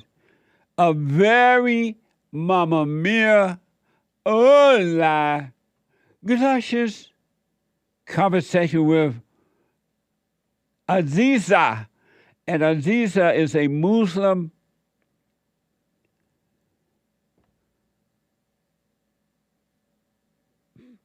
hold on a minute, Muslim polygamist and founder of collectivelymarried.com. Watch this. Next time on The Fallen State. A lot of men today, they're married, but they'll have other women. I promote marry them all. Where you help your husband find wives. How many wives does he have? Right now, 2. I'm looking for the 3rd. Amazing. If you lived in a Muslim country, could you be a comedian? I mean, it depends on the country. Don't try it. Adam was black. He was black. Did he have a fro? I don't know. But he was black. Amazing conversation. This Friday, I think you're going to like it. It was very, very interesting. It was interesting to hear her talk about finding other wives for her husband. Very interesting. And I met her husband that same day, too, at the end of the show. I don't know if they're going to show it or not, but I met him as well. Nice people. This Friday at 12 noon. And you can support the Fallen State by going to the FallenState.tv/donate. FallenState.tv/donate. Also on locals.com. Locals Amazing. Let me type a note to Hake.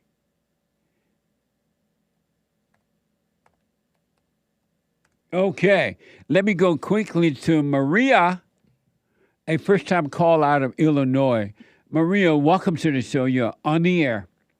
Hey, good morning, Jesse. Just wanted to say I love your show, and I hope all is well on your end. Thank you, and all is well. It's amazing. It's so nice talking to you. First of all, I just wanted to let you know that I was so against, that idea that you would always push the whole, women are evil at first. I don't know why I was kind of, bothered by that. Right. But the more that I listened to your show and, as things were happening in my life, I kind of realized that what you were saying was true. And it's kind of hard, having to look into the mirror and realizing that that's true. And really, I've gone through a lot of soul searching. But why I really called was because before all of this, before I pretty much got on the right path, I was kind of for the whole LGBTQ movement. And as I'm going through life, I'm seeing my friends, my cousin, it's with their kids, they're kind of pushing it onto them. And just last week, my cousin actually came over and she let me know that her 12-year-old daughter was pansexual. And I have a hard time kind of letting people know my opinion about that. I have a really strong opinion about that, but I've always had a hard time kind of letting people know what my opinion is. And I pretty much changed the subject. I got really uncomfortable. But I was wondering, Jesse, what would you have done in my place? Would you have? Well, I wouldn't know until I'm in that situation. I never assume how I would act in any situation until when and if it happens. But I do want you to know is that you don't have a right to worry about it or to give it even one thought. If that's what she want to do to her child, then she's going to have to suffer the consequence because she's evil and she's turning her child over to evil, and there's nothing you can do about it. I wouldn't even think about it. If she want to do it, okay, go ahead on. And she'll have to pay the price for that. And her daughter will have to suffer the price because the sins of the parents are passed on from generation to generation. And we don't have a right to worry about what someone else does, not even our own children. So you just wish her well. And I wouldn't agree with it. If you don't agree with it, hey, I don't agree with that. Here's why. But I wouldn't argue with her about it. I would not try to convince her that she's wrong. I would just let her live it or hell and pass it on to the children. There's nothing you can do about it. We don't have a right to either feel good or bad or angry or happy or anything for what someone else does. And we shouldn't judge them or anything. They have a right to live in their hell and love their hell and stay there if they want to. Okay. So me and her, we were sisters, and it's I don't have any sisters, and she was legit my sister, and it's just sad because I really wanted our kids to grow up together and everything like that. But now I'm kind of I notice I'm kind of pushing away from her. I'm kind of shielding my son from seeing them as well because I don't know, they were such happy kids, and I just noticed they turned really bitter. They're always kind of angry, and yeah, I just don't want that around my son. So you think it's okay to kind of put that sort of boundary to where I don't come around her that often, because sometimes I feel like I'm kind of not showing her enough love, and it's I feel like if she had me giving her my opinion, she would probably go about it a different way. No, you're absolutely right in protecting your children from evil, but don't judge her at all. Don't be angry at her about it. Don't feel sorry for her about it. Don't you judge her. Let her live in her hell. But yes, you're right to protect your kids from it. And even if she asks, Well, why don't you let your kids come around anymore? Why don't you play with us? Just say, well, I don't want my kids around what you allow your kids to do. I'm not for that. I don't want them to be corrupt by that. But don't be angry. Don't argue with her. But because, again, she has a right to live in her hell, and you have a right to protect your family from it. You are not wrong for protecting your family. You will only be wrong if you judge her, if you became angry at what she have decided to do in her life. Okay, Jesse, I think I needed that reassurance. Thank you so much. I really appreciate it. And you're welcome. Let me ask. You said it's a little difficult to hear the truth that women are evil. It was in the beginning, just because I didn't want to accept the fact that my mom was evil or I was evil, but taking a step back and looking at it, it really opened up my eyes to a lot of things. I came to realize, no, it's not okay when I just scream at my kid or when I try to justify my screaming or my opinion and I try to push it on him. So I think I realized the damage that my mom did to me. So I'm trying so hard, Jesse, to not put that same perspective on my son. It's for years, my mom, she pretty much put a lot of hatred in me and my brother for my dad leaving us. Yeah. And now that I pretty much grew up and I see that I'm trying to have a relationship with my dad and she can't even stand hearing the fact that we go over to his house or things like that. What an evil woman. Yeah, no, it's bad, Jesse. So that's why it's with my son, it's I don't say anything bad about his dad. I actually push him to if you want to text him, you should text him, you should call him. I don't push him to ask to see him or anything, but I do talk to his dad and I let him know hey, you should come and pick him up or right on. Just shoot him a message, call him, show that you care. And even in your heart, don't be angry at his father because his father cannot help himself either. He's dealing with the same spirit that we all deal with. So don't even be that way in the heart because the kids will pick that up too. And just don't judge the father and just continue to work on you. Have you gone and forgiven your mother? I'm in the process of doing that right now. Have you gone and forgiven your mother yet? No. And why you haven't done it yet? Have I actually gone physically up to her and verbally said I forgive you? Yes. Because I know where it's going to lead to. Where? Straight to hell, Jesse. Straight to hell. But if you forgive her, hey, mother, I'm sorry for resenting you. I realize now you can help yourself. You'll be in control as well, so I understand it. And I'm sorry for resenting you. God will forgive you, and maybe she will go straight to hell, but you don't have to go back into hell with her. You'll go into heaven, and she'll go into hell. And you're not responsible for her actions. Whatever she does is on her, and don't assume how a situation is going to turn out until you're in that situation and you see how it turns out. Never assume anything. Have a wait and see. Yeah. No, yeah, it took a while to let go of that anger once I realized what she did to me all those years. But go and forgive her, and don't let the devil tell you, oh, she's going to get angry, she's going to do this, and she's going to do that. If she does, you just watch her acting out like she's a crazy person, and she is, but that's on her, and it has nothing to do with you. You're working on you, and you will go free and do the silent prayer. Forgive your father for not protecting you from her. He didn't know how to deal with the hell in her. And I'm telling you, Maria, you haven't seen anything yet. You will be free, and you will have a clear mind, and you will have perfect peace. Thank you so much, Jesse. I really do appreciate you. You're welcome. Let me know how it goes, all right? Okay. Stay blessed. And you too, and stay with the silent prayer. No matter what happens, do the silent prayer. Will do. Okay. Thank you, Jesse. You're welcome. Amazing. Jonathan, that's a line open post, 888-7753-773. Jonathan is a first-time caller out of Los Angeles. Jonathan, welcome to the show. You're on the air. Hi, Jesse. Good morning. Thank you for having me on. Yes, sir. I just have a quick question. I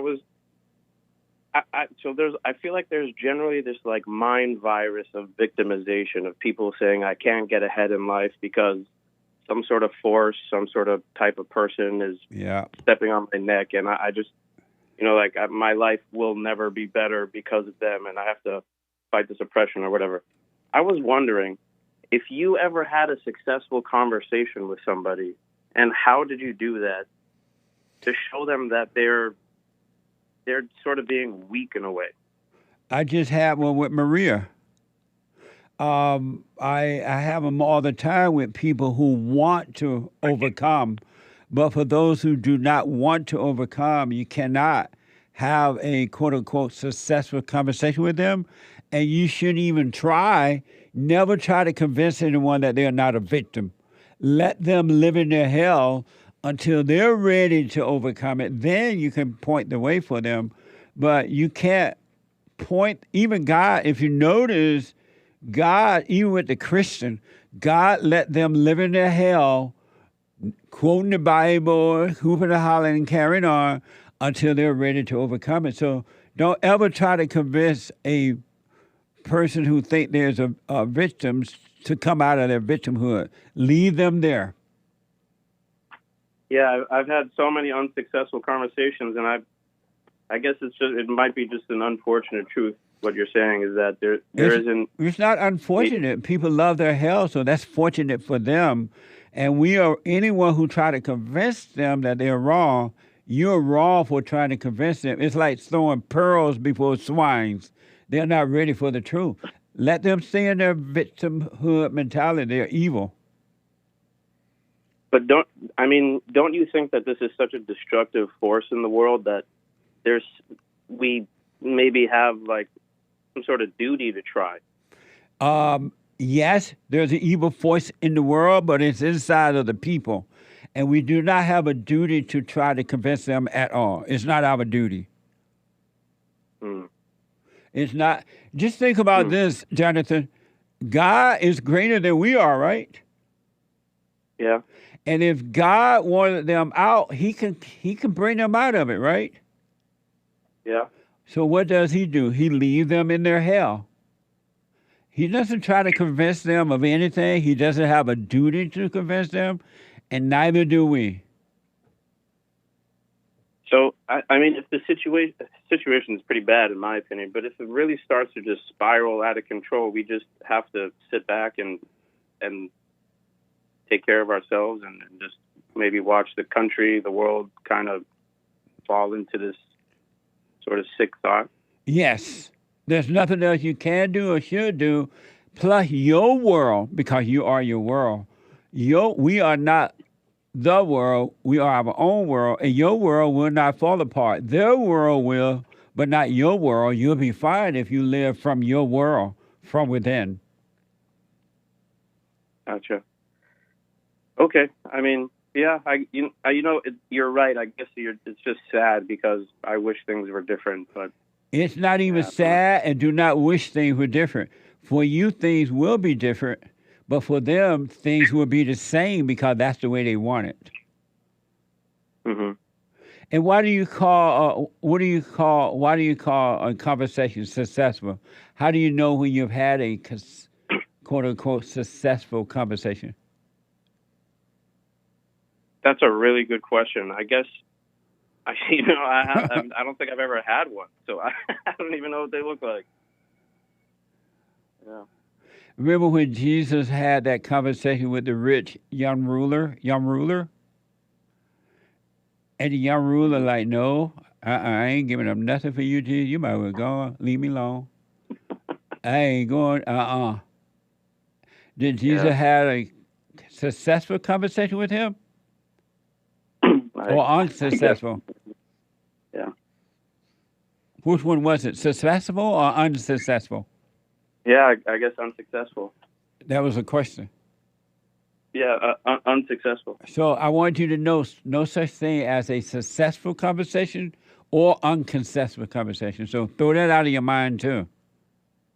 Because if you hold on to the idea in your mind, all thoughts are all lies all the time, that you're going to have a successful conversation with someone.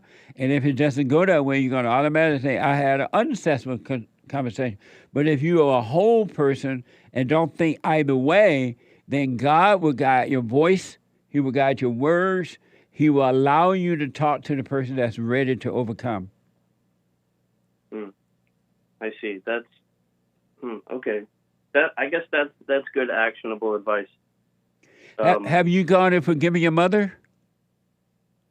Yeah. I mean, I don't think I ever said it explicitly, but yeah, I guess so. Have you gone and forgiven your mother? I guess no. I have. Have you gone and forgiven your mother? No. I'm about to have an unsuccessful conversation.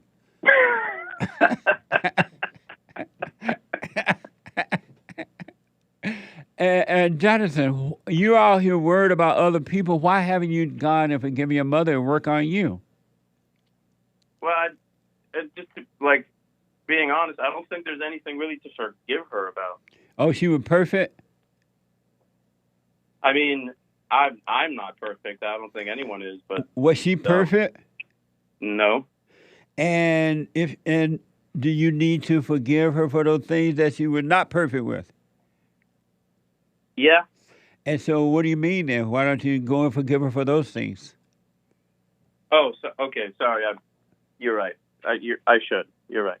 Are you afraid to go and forgive her? No, I'm not afraid. I guess I don't feel like I have large grievances. There isn't really something, in my opinion, that I should go out of my way to say I forgive you for. Oh, so God was lying when he said forgive our parents, huh? I guess I haven't fully digested that one yet, so I'm still working on that. And so what's the little irritated thing that your mother would do when you were growing up and sometime now that you just wish she would stop and would not do?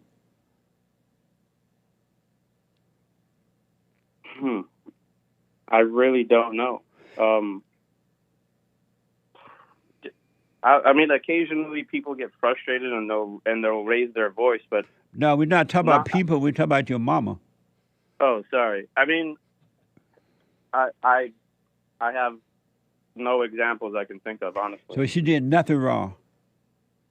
No, I mean, I'm sure she may have raised her voice at me once or twice, like a few times as a kid. But I mean, did she, or are you sure she did?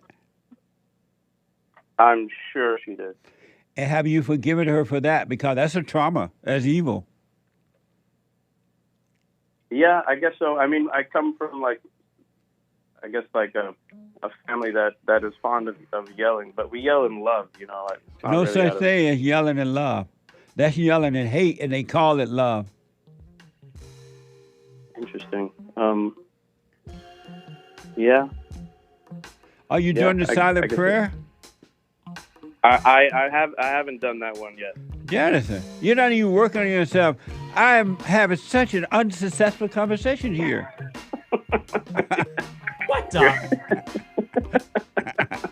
How are you going to help others? You're not even helping yourself.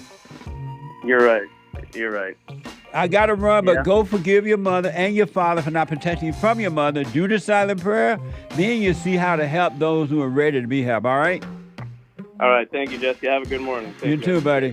I got to take a quick break. One more hour to go. Manhood hour is coming up. Hake coming in with the news.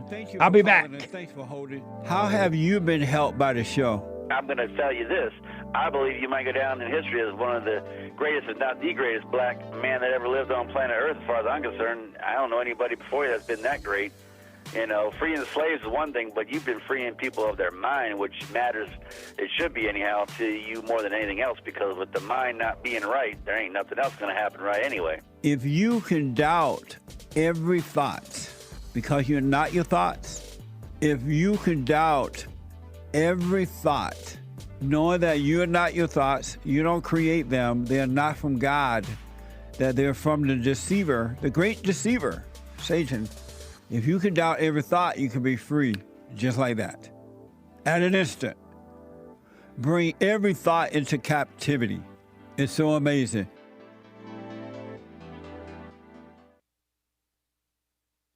in the news. A whole lot of mess going on in the world. Am I right? Yes, I'm right, because this is Hake news, not fake news. The end of hour 2 of the Jesse Lee Peterson Show. Manhood hour is coming up in hour 3. It is Wednesday, February 14th, AD 2024. Happy Valentine's Day and happy Ash Wednesday, even though JLP made fun of you guys for putting the little ashes on your little heads. Shout out. JLP is live on cozy.tv where Christ is King, by the way. Check it out. Nice. After the Jesse Lee Peterson Show, the Hake Report. And after the Hake Report, Joel Friday TV. And after Joel Friday TV, American Anchor Baby. Monday through Thursday, Joel at 11, Anchor Baby at 12. And then on Fridays, no Joel. And Friday, Anchor Baby at 4 p.m. Nice. Severe weather. Commie Nonsense Network CNN reports a strong and fast-moving winter storm dumped several inches of snow across the Northeast on Tuesday, marking the snowiest day in New York City in 2 years. More than 3 inches blanketed New York's Central Park.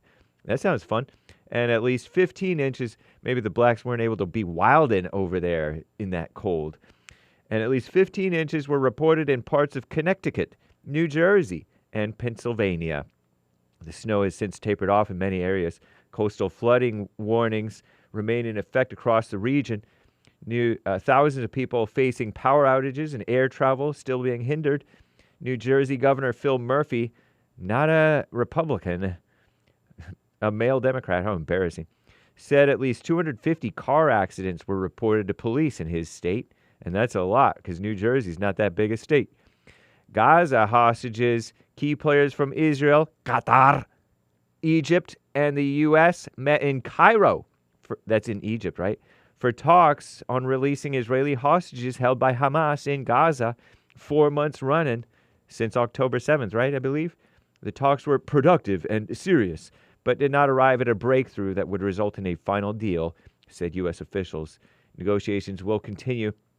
A second U.S. official said the outstanding area of disagreement among the parties is the ratio of Palestinian prisoners to hostages that would be released as part of the deal for this prisoner swap. Normally, the bad guys the so-called bad guys anyway, the Palestinians, get a whole bunch of them, the Hamas ones. They get a whole bunch of prisoners for this, like 1 or 2 Israelis. What a mess. As part of the Israeli Defense Forces spokesman, according to him, IDF spokesman Daniel Hagari, total number of hostages left in Gaza is 134. On that number, 130 hostages are from Hamas's October 7th attack, 29 dead, 101 believed to be alive. Wow. Ukraine, you forgot about that war too, right? Says they destroyed another Russian warship.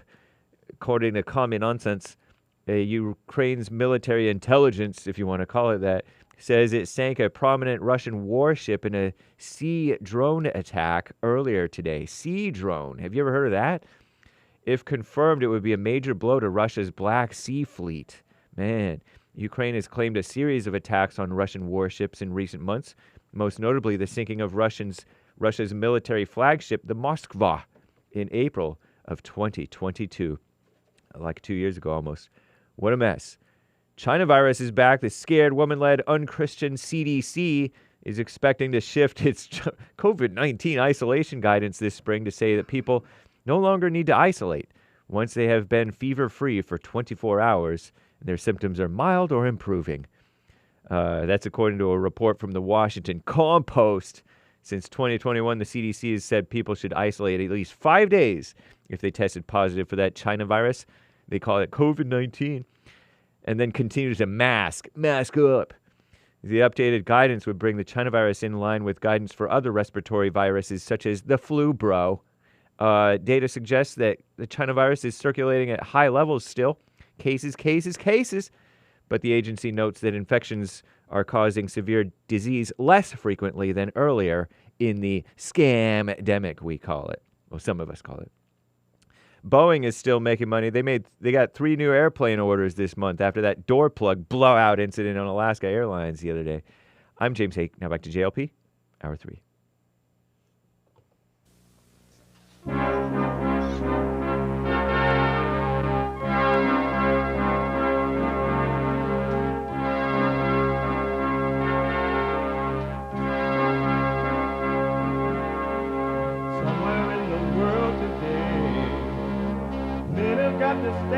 strong.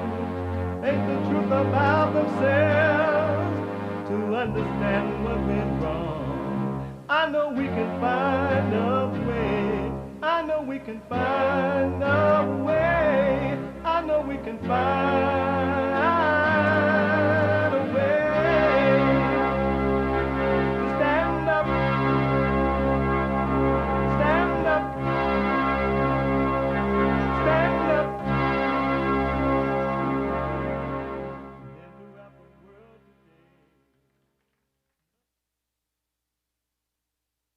Uniting the races with truth instead of dividing them with lies. We're also rebuilding the family by rebuilding the man. I'm Jesse Lee Peterson. Welcome to the third hour of the show already. There is 2 lines open right now if you want to jump in there. 888-7753-773. 888-77-JESSE. There are 2 lines open. My biblical question for this week, and it's a doozy. What is your personality? What is your personality? You ever thought about that? What's my personality? Know thyself. If you want to be free, I challenge you. I urge you. I encourage you to know thyself. Know yourself. You'll be surprised. We have every way that you can watch and support the show listed on JesseLeePeterson.com/show. JesseLeePeterson.com/show. And if you're busy lifting weights, walking, running, jogging, having breakfast, lunch, and dinner, land up at a beach, you're Chinese nationals coming across the borders, illegal, you're threatening a terrorist attack upon America right now, whatever you might be doing. You are a right or Republican, pretending you care about the voters. Whatever. You can be listening to the show on your iPhone or iPad.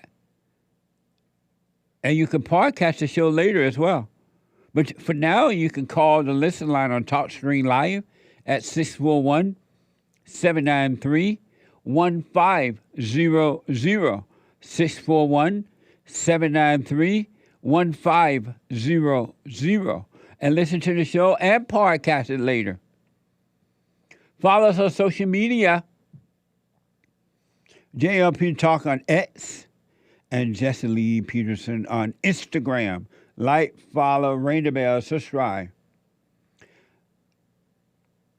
And to donate and have your comments read out loud, go to buymeacoffee.com/JLP Talk. buymeacoffee.com/JLP Talk or rebuildingtheman.com/store. No, just rebuildingtheman.com. And that's tax deductible. Or Bond JLP on Cash App. Bond JLP on Cash App. Amazing. So it's the third hour of the show on Wednesday.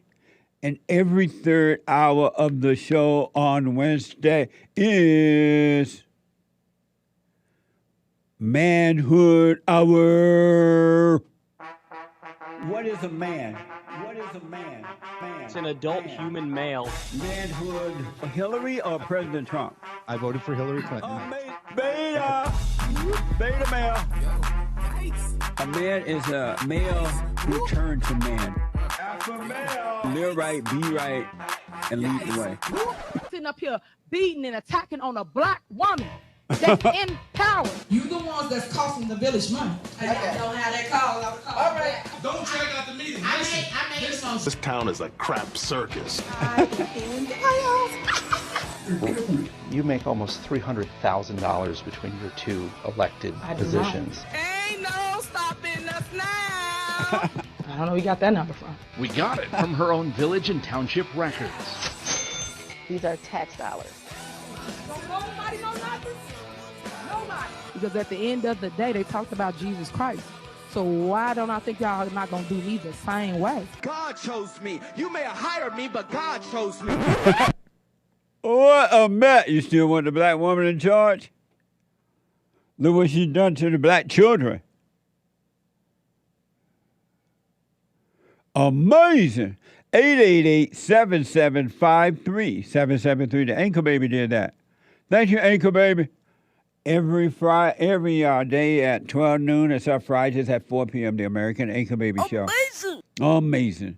So what I want to do is go to the phones and then Super Chats and all that good stuff. Let me go to, and there's a line open, 888-7753-773. Jason out of Buffalo, New York. Jason, welcome to the show. You're on the air. Hey, what's up, man? All is well, Jason. Hey, I want to talk about the Malachi verse now. What? The Malachi verse, the one that you said, you return to your fathers. You know he said return the hearts of the fathers to the sons. Oh, yeah, there will come a day when I return the children to the fathers and the fathers to the children. That's not what it says. It says the heart. What do you like? What? That's what I'm trying to. I want to call you and ask you, like, what is your? When the Bible says return the hearts of the fathers to the sons, what does that mean to you? I'm sorry. When in the Bible, where it says Elijah is gonna come and get to return the hearts of the fathers to the sons, what does that mean to you? Are you a Christian? Why do you run when I ask you a question? I'm not running. I'm asking you, are you a Christian? No, you're running. I ask you a question. That is irrelevant to me asking you a question. It is. It's very relevant because you're not a Christian and you think you're playing a trick on me. How am I playing a trick on you? Why are you asking that question when you don't even believe in God?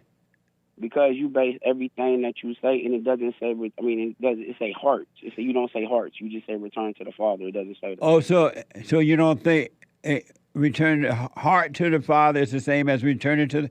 If I don't say heart, are you saying you don't think that means he's turning the children back to him? If I don't say heart. Oh, it's like you neglect to say the whole part when it said return the Father's hearts to the Son. But why is that important to you? You're not even a Christian. That's what I want to know. No, I mean, no, you should want to watch. And it doesn't say Elijah's going to do it. God is doing it. No. Look, let's go. No human being can do that. Only God can do it, but no human being can do it. Let's go. No, let's go to the verse. Let's go to the verse. Why should I go to the verse with a male that doesn't believe in God? I don't believe in your God. No, why should I go to the verse with a male that does not believe in God? It's not that I don't believe in your God. What is my God? Hold up. The God what is my God? Who is my God? The one that allows you to eliminate words from verses and use them for your own. that one. I don't believe in that. What does that mean? But as being a man, what does that mean? What does that mean? No, that means, what does that mean? What you. What does that mean? That means that you took out words. You took out words, and you didn't even use the part before that. It said fathers to sons. You only use sons to fathers. What? At no point does it say you only say sons to fathers, but it says fathers to sons too. You never heard me say we return the children to the fathers and the fathers to the children. You never heard me say that. And I never heard. See, and again, you didn't say heart. You didn't say heart. So I got to put in hearts. Yeah, and it's like. And if I said hearts, how would that make you feel? Oh no, it changes. It changes everything. What would that do for you if I said hearts? No, it's not what it does for me. It changes. And why is that important to you then? Because it changes the phrase. It changes the terminology. And what does that do for you when it changes the terminology? I like it basically at some point I'm gonna get the validation for proving you wrong, and it does say Elijah. It does say nothing about God. You gonna get the validation for proving me wrong? Yeah, because it says Elijah. If you read the verse, the Malachi, the 4:6 verse, it says. So you think that Elijah is changing the hearts of the children? It's not changing. It's not changing. You think Elijah is turning the hearts back to the fathers? It's not turning. It's returning the heart. Elijah is the one that's doing it. That's what it says in the book. That's what it says. Read the script. Can we go? Can we go to the verse? Where is Elijah now? I don't think Elijah ever existed because I don't think the Bible is real. So why are you even going to the Bible? You don't believe that? Because it's everything that you base. Like you base so much stuff on that. I like to destroy stuff like that. when there's like a point where there's like a. You see And what I'm what saying? good That's what I said. does it do you to destroy that? I don't know. I think that's having like an Aries moon. See, I got an Aries moon, and they don't like authority and stuff like that. They don't like. You have what? Above. I have an Aries moon. I told you yesterday. I'm a you Cancer have what? sun. I'm an Aries moon. Aries, you know the zodiac sign Aries. I'm a Cancer sun. That's the zodiac. Cancer is a zodiac, and I got an Aries moon. You have that is a Cancer? Zodiac. No, never mind. Hey, so how? But like, no, so what did can- you I- say? You say you have Cancer, and you're No, Aries sun. You know astrology. You know astrology. You know what astrology is? Oh yes. Right. You know what astrology is? Right. That's what I'm talking about. I'm talking astrology. And you say you're what? I got a Cancer sun and an Aries moon. You have a Cancer sun? Yes, and an Aries And you moon. have where are they? They're in the stars, dude. They're in the stars. Oh, they don't live there with you? It's astrological. You were like, but like, see, that's what I said. You're running again. You're running. Oh, so you're What, saying S-U-N, not S-O-N. Yeah, S-U-N. Yeah. Oh, I got you. And did Elijah die? Can you answer your own question? Did Elijah die? No, you answer your own question. I'm asking you. You the one love to debate, you say. Because you have two sons, an Aries sun and an orange sun. I don't have two sons. I have I'm a Cancer sun and an Aries moon. Well, you're an Aries moon and a Cancer sun. Did Elijah die?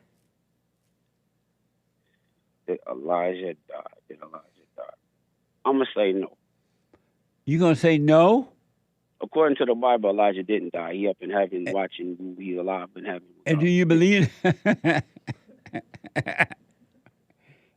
Jason, thank you, buddy. I appreciate it, right? Nice challenge. I don't believe it, but that's the thing. That's okay, right. That's why I'm not going to waste my time with you in the Bible. You don't even believe in God. But that's not the point. You can't answer And the that question. is the point. I'm going to throw pearls to the devil. Look, that doesn't even make sense. But you said... Call me again, buddy. Call me on Bible Thumping Thursday tomorrow about all this. I'll have a little bit more time with you. One line open, 888-7753-773. Fern, a first-time call out of California. Fern, welcome to the show. You're on the air. Hey, Jesse, how are you? All is well. Thanks for calling. Hey, I have a pretty crazy, weird situation. I need advice from you. Okay. I was at my best friend's son, his first year's birthday party, and he got a call that day. He has a daughter out in Missouri, and the mom called my best friend and told him that his daughter had died, and this was on Saturday, but she told him that his daughter died in October, and they never told my friend, so my friend was pretty hurt, and she didn't want to talk to him about anything, so she said, you have to talk to my husband about it, and she hung up. And so he hasn't called. He doesn't know how she died. He doesn't know where she died, what happened, or anything like that. And his mom, my best friend's mom, just died last month, so he's dealing with two deaths, and he's kind of a very sweet guy, very quiet guy, has a loving heart. He's a Christian. He really believes in God. He loves people, but he's just hurting, and he doesn't want to respond to anything. I've tried calling him and texting him, but he doesn't want to reply. He only told me, so I just don't know what to do. About what? I know all those things are happening, but what is it that you can do? I guess how to love him, how to treat him in this situation. Back off. Okay. And if he doesn't ask you for advice, let him go through what he got to go through. And if he start talking to you about his suffering, let him know not to suffer, not to hold on to that, because suffering would turn into depression. And that don't get a thrill out of suffering, and to let it go and move on with his life. That's what I'm worried about. He did that only one time in his life, where he just held on to his suffering. This was years ago, because we grew up together. Right. And he just became the most miserable, depressed, lonely person ever. And I saw a spark of that when he was telling me this, and I just don't want him to go down that path. Why not?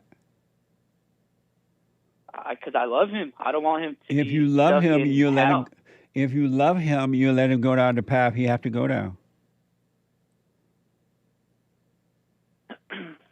Have you noticed that God? You believe in God? I do. Have you noticed God let you go down the path you have to go down? He doesn't stop you. Yes. Why not be the same with him if you love him?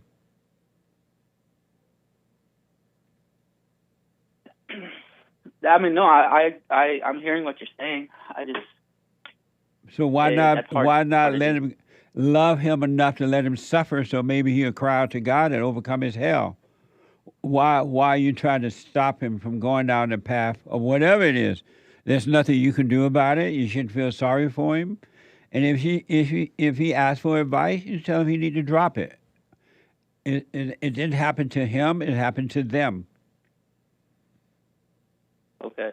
I'm just trying to because I agree with you. I do agree with you, but I'm just trying to share some love as much as I can, and I think just dropping it would seem that it's the best thing to do, but I also wouldn't want just to be 100% absent from him. You know what I mean? Without telling him anything.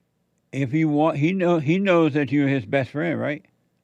Yeah, he does. And he knows that he can talk to you about anything if he wanted to, right? Yeah, he does. Well, then when he's ready to talk to you, he will. And if he's never ready, he won't. It's on him and not you. And stop identifying with his pain or him. He got to travel. He got to travel that road by himself. You can't take it with him. Should I at least just be aware of how he's doing? Like, I'm not saying follow up with him, seeing what he's doing, but if he's suffering and suffering and suffering and misery and misery and misery, you're telling me just to still kind of let him walk that walk? Unless he reach out to you. Let him walk that walk. Let him suffer his misery and suffer and suffer and suffer. And even if he decided to take his own life and you find out that he did, he made that decision because he listened to evil. Alrighty. You're not responsible for him at all, Furman. Don't take that on you. We as individuals are responsible for ourselves only. And again, you are available. You're his friend. He knows he can talk to you about anything. He knows that if you need a shoulder to lean on in the right way, you're there. But you can't make that happen, because if you make that happen, you're going to interfere with his suffering, and he might not cry out to God. He'll cry out to you. And then the next time something happens, he'll be even worse because he's not overcoming evil.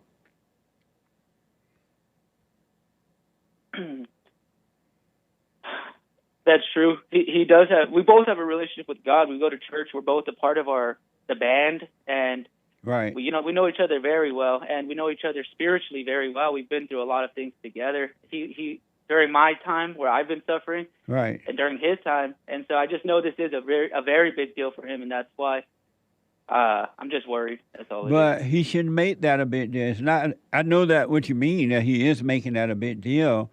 But he shouldn't make it a big deal at all because it didn't happen to him.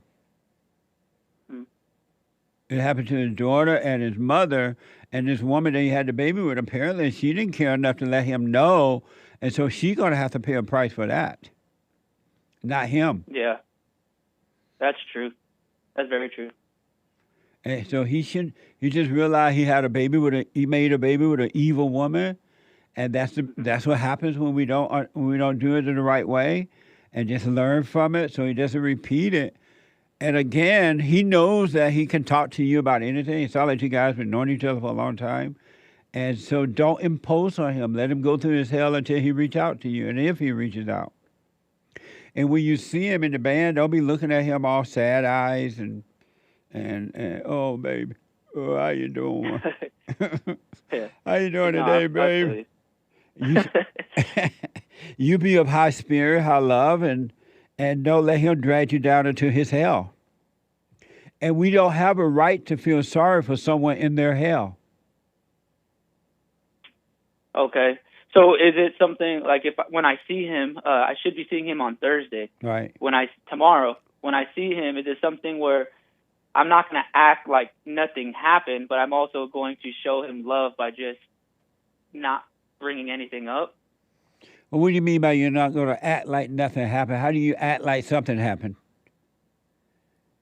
You know, kind of having that sorrowful spirit a little bit, or just being sensitive.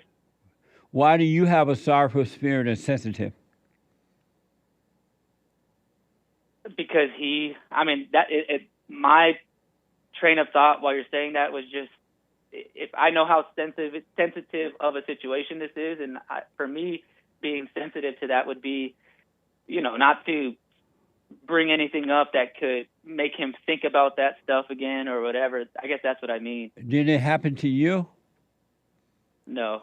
You shouldn't be feeling anything about it then. So that way you don't have to act sensitive or unsensitive. You just be you, because it's not happening to you, it's happening to him. So whenever you see him, hey, how you doing? In the same way you've been acting before, he had to go through what he's dealing with. All right. Okay. Why For sure. go down into his hell with him?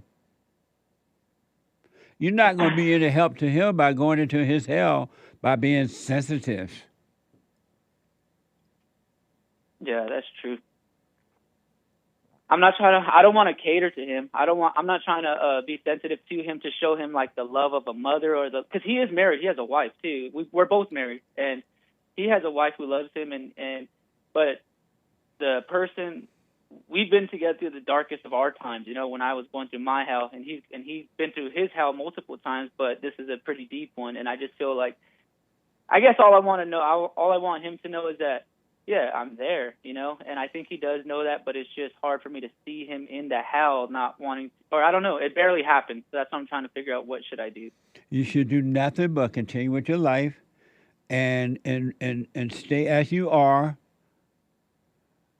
And take your eyes off yourself, because this is all about you and not about him. How should I feel? What should I do? How can I feel better by making him feel better? It's all about you, and that's ego. That is not love. I'm going to feel better if he feels better. I'm going to feel better if I am sensitive and he see that I'm sensitive. It's all about him, about you, and not about him at all. Because if it was about him, you would feel nothing about it.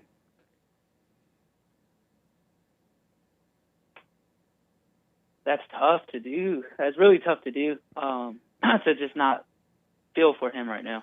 But you're not feeling for him, you're feeling for you. Because it feels good. That does make sense. It feels good to your ego to feel for him. The ego say, oh, you're feeling for him.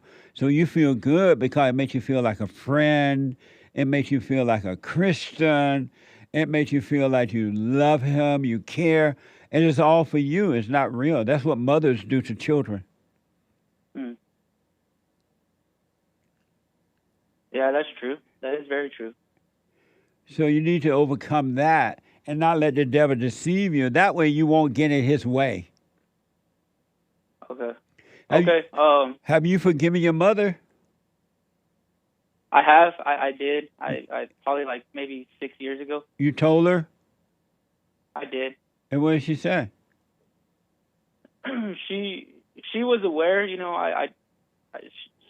it was hard for her to receive it because at that time she felt like I had, you know, they were good parents, but there was only one thing that just damaged me big time as a kid, and that's what I told her. And she kind of came off strong, saying that it wasn't intentional and it wasn't really her fault. That was just her dad, how she grew up. But then after like a year, she came up to me again. I was still living with them at the time. She came up to me again and she apologized, and she told me that, you know, she saw how I felt, and she pretty much told me that I don't know. She just told me that she was sorry that she came off so hard when I forgave her. But she wasn't sorry about what she did? No, she was. That's what she was telling me the second time. Oh, and okay. She was explaining to me about her dad the second time. But the first time, I didn't understand why she was coming off so hard. Did you forgive your father for not protecting you from her? I have. Yeah, I have. My parents are pastors, and I grew up in the home with them till I got married. And to be honest with you, they didn't shove church down my throat, but they were strict in certain areas to keep me away from just danger, but also just evil. And I would say they did a good job, but then there was also other times where I was affected by evil, whether it was because of them or not. Yeah, because you were right there in the home with you. Mm-hmm. And did you forgive your father for not protecting you from her? You know, if I were to answer that literally, I would say no. And why not? I guess I had never thought of anything. I guess I'd never thought I needed to forgive him for anything, really, from my mom. And so when you were going through that with your mother and you were asking your father to tell her to back off, to help you with her, to protect you from her, what did he say when you were going through that? What? You know, you're actually kind of making sense now, because I did tell him, because it hurt me, because I was trying, I'm just trying to forgive, and right. I'm trying to forgive my hurt, everything. I'm trying to let that go and just tell her that I forgive her. But when she came off hard and I told my dad, he did mention to me that at that time, she was very hard. She was in a bitter place. We were all going through some stuff, a very deep thing in our family, and she was bitter. And he was mentioning that she's like that at certain times when she knows she's wrong. She doesn't like to admit it, and she will be hard and bitter at that time. And did he tell her to back off you? He did. They talked, and it was when they really talked about it. And he told, I don't know what he told her, but that's when she came to me and apologized, and we were able to have that conversation. And so have you forgiven him for not protecting you from her? I would say, no, because I need to. And why you haven't?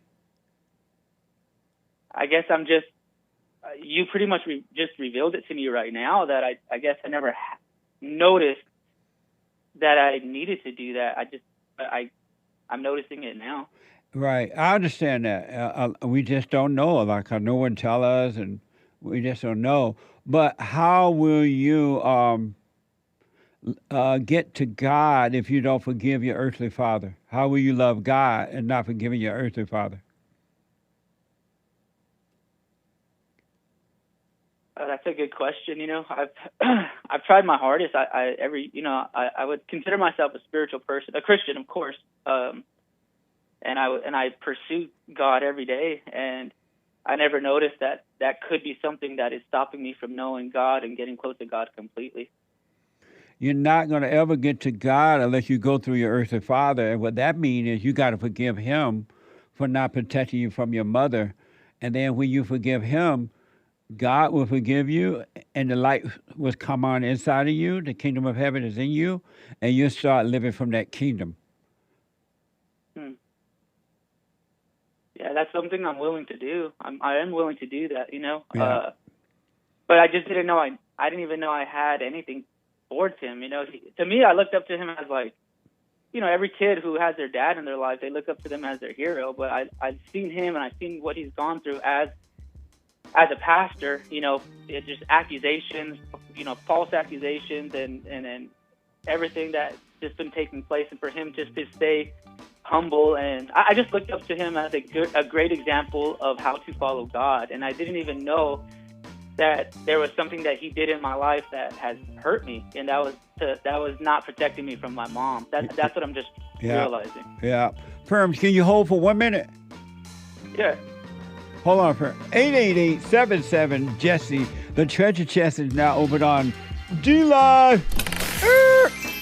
And I'll be back in a moment.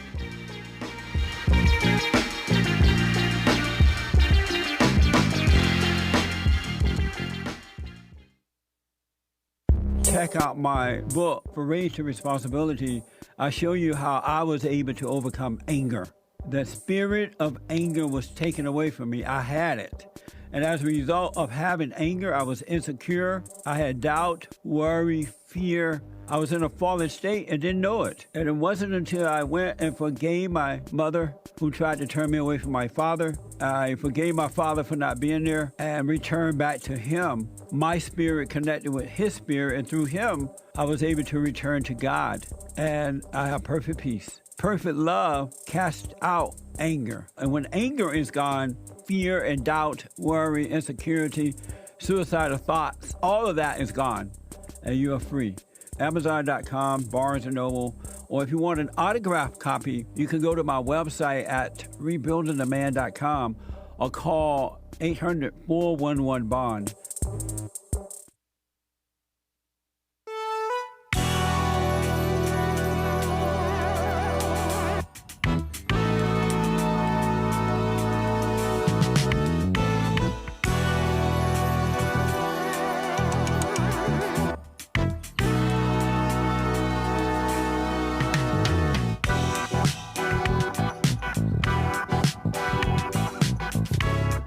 Okay, welcome back. Welcome. Quick announcement.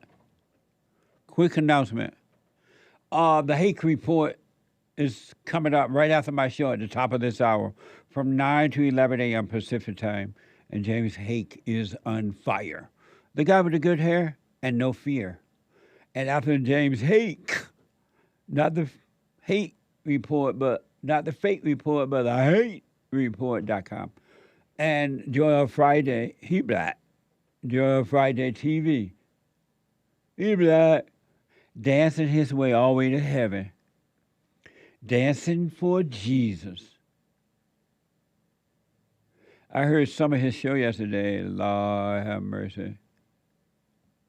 He was trying to tell people how to lose weight. I said, tell them to dance, Joel. Did he ever tell them to dance? He told them how to eat.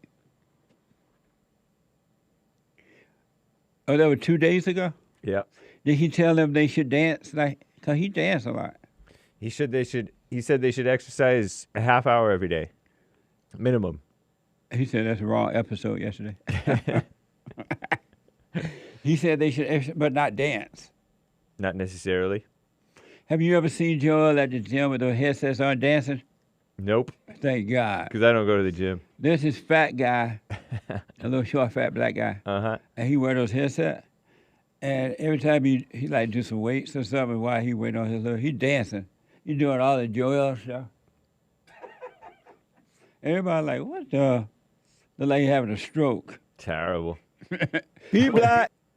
But anyway, Joel Friday TV after the Hate Report, and then the American Anchor Baby at 12 noon.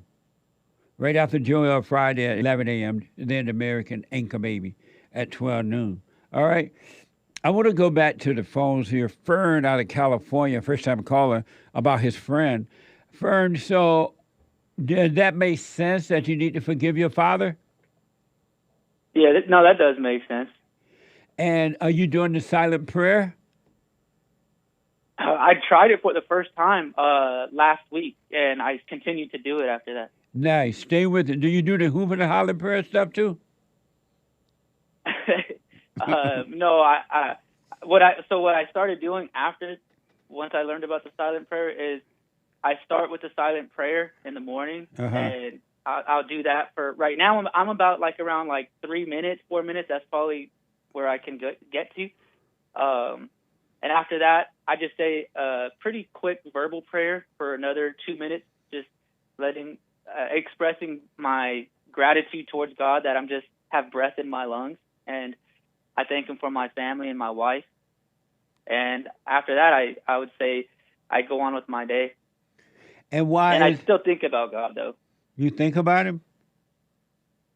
Like during work or during the drive or whatever. I do keep God in my mind. I try to keep God in my mind as much as possible. And why do you think about Him? Just to keep me focused on loving Him and not loving myself. If I don't think about Him, or if I don't try to think about Him, I'm going to think about me, and I'm going to end up just doing what I want to do, what I desire, and it's evil. But you're doing that anyway while you're thinking about God. That's not stopping you from doing that. Have you noticed that? I'm starting to notice that. And thinking about God is just thinking about God. It has no meaning because all thoughts are all lies all the time. You don't need to think about God. You just need to stay present with God, meaning don't be in your head thinking about the past or the future. You want to stay present. God is in the present. Then you will know him and you are with him at all times. But thinking about God, you're with the devil. All thoughts are all lies all the time. Thinking about God is just a thought with no meaning. God didn't tell you to think about him. He said be present with him. Come into the present, meaning don't be in your head thinking about the past or the future, what has happened or what's going to happen, and blah, blah, blah. All you have is right now. And you're supposed to stay, the kingdom of heaven is here and now at all times. I believe that. No, I believe that 100%. And I guess setting my thoughts, because that makes sense. I understand that there's no power, and that's not going to do anything. Just thinking about God, right? But maybe what I'm trying to say is that I'm trying to live out in the present. You can consider it a righteous life or attempting to be righteous. Knowing when evil is in my presence, and knowing that the presence of God is with me, and I'm in the presence of God, and staying there. It actually does match up with what you're saying. Staying there rather than leaving that, because leaving the presence of God to participate in the evil that's around me. I guess that might be a better description. When you're in your thoughts, you're with evil. You're one with evil. When you're outside of the thoughts, you're one with God. Okay, that makes a lot of sense. Satan works in your mind and emotions. If you're into feeling good or feeling bad, anger and laughter and all that stuff, you're worshiping the devil because that's the nature of the devil. But when you're present, when your mind is with your body is always present. That's where God is. When you're present, you're with God. And you're protected from evil because you're not in thoughts. I think that's true, because when I was thinking about my friend, his situation, I got bitter, not towards God, but I just got bitter. Yep. Because you're worshiping the devil. You're playing God. You can't even save yourself, and here you are thinking you need to do something to help save your friend, and you can't. You're playing God. It's all. Go ahead. It's a tough realization, because I feel like being a person who being a Christian and then being a person who desires to love other people, to me, I would love to me is being there for somebody, and I understand what I'm starting to realize now, but really the love of God is allowing that person, whoever you want to love, to love God for themselves. Yes. Really. Don't get in their way of suffering or anything so they can come to love God. If that's what they want. They might not even want it. But is there a fine line between allowing somebody to love God for themselves and then loving that person? You love them by staying out of their way and don't play mama. That's true, huh? I am acting like my mom. I didn't even think of that. Yeah, you're just like your mama. I'm going to make them breakfast. Beta! I'm just kidding. Does your wife obey you? Yeah, yes, and she made me breakfast this morning. Does she obey you? Yes. How do you deal with the hell in her when it comes out?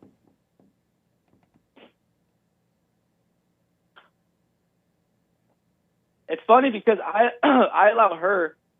That's weird. I allow her to go through what she needs to go through without intervening, because I love her, and I know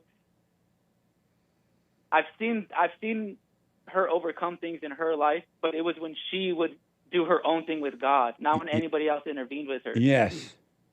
And I just tell her, I said, look, I'm here for you, you know, or if we're arguing, I always tell her, like, look, I was wrong. If I was wrong, I was wrong. Or if I feel she was wrong, I tell her, look, I'm upset because this is what I think, and I think that you do this, but I'm just letting you know that, and I'm willing, I forgive this whole thing. Let's just drop it. Like, I'm sorry. And if she still has some type of emotions and stuff, I let her just deal with that on her own. That's how I handle her, but I don't know why I can't handle other people. I don't treat other people that way. Because in front of other people, you're trying to seem like a nice Christian guy, and you're not. You get ego feelings from being that way with other people. But so cut it out. Just don't do it anymore. And do the silent prayer. Why you can't last, but when you're doing the silent prayer, why only 3 minutes? I have trouble. I could stay quiet in my mind for 3 minutes. And then after that, I think just the engine starts going, and I can tame it a little bit, but I feel like I'm not fully at a quiet place in my mind after 3 minutes. What you want to do, don't try to create a quiet space or anything like that. You just want to observe the thoughts, the so-called good ones and bad ones that's coming and going. You want to observe them consciously, meaning be aware of them and emotion that comes with them and everything. And when you're in thought, come back to your body. And God is allowing you to see that, and He's destroying the devil in your mind. He's taking the devil away from you. Don't you try to do anything but watch the thoughts. And the devil's not going to like that, so he's going to try to overwhelm you with thoughts. But you still sit there and just watch him. And just watch. Don't call it good or bad. Don't communicate with the devil or anything. Just watch those thoughts. That's all you need to do. Watching it is the light of God, and the light will destroy the darkness. All righty. Could I just recap and kind of, and you can just tell me if this is right or wrong of what I've learned right now from talking to you? Right. Okay. So 2 things. Regarding what to do with my friend, what I learned from you is allow him to go through the suffering and cry out to God on his own. That's what to do. The second thing, and then still show him, like, still be there for him, but by showing him that nothing's changed. Right, and by you being yourself. Don't change because he's changing. You still be you. The way you would normally act around him, you do the same. Yeah, exactly. And so I learned that. I would have never thought of that, but I think you're correct. The second thing, this is regarding myself. What I learned about myself today is, one, I never knew, but I never knew this, but I do need to forgive my father for not protecting me from my mother, and I didn't realize that, but I did realize that now. And then also, even though my heart was really in the right intentions towards loving people and being there for people, I was being deceived at thinking that was love, and I didn't realize that what I was really loving was my ego that I didn't even try to build up. I didn't even put that together because I try hard. I used to have a lot of pride when I was growing up. I wanted to be the best at everything, at sports. And I got called out on that for that. A good friend of mine told me that. And so it woke me up, and I tried to eliminate that in my life. And on going forward with that, I tried to be the most humble person I could be. So I never would consider that ego still alive in my life. But what you're saying is by me trying to love people in my own way, not through the love of God, I am doing it for my ego. 100%. And that is the female nature in you. You know how mama always try to be there for somebody? And it's all her ego trying to make herself feel good. It's not for somebody else, it's for her. And so that's that female nature that you want to overcome just by seeing that. And it sounds like you see it now, but don't judge it. Don't call yourself right or wrong, good or evil. It's enough to see it, and seeing it would change it. You don't have to do anything else but see it. Okay, will do.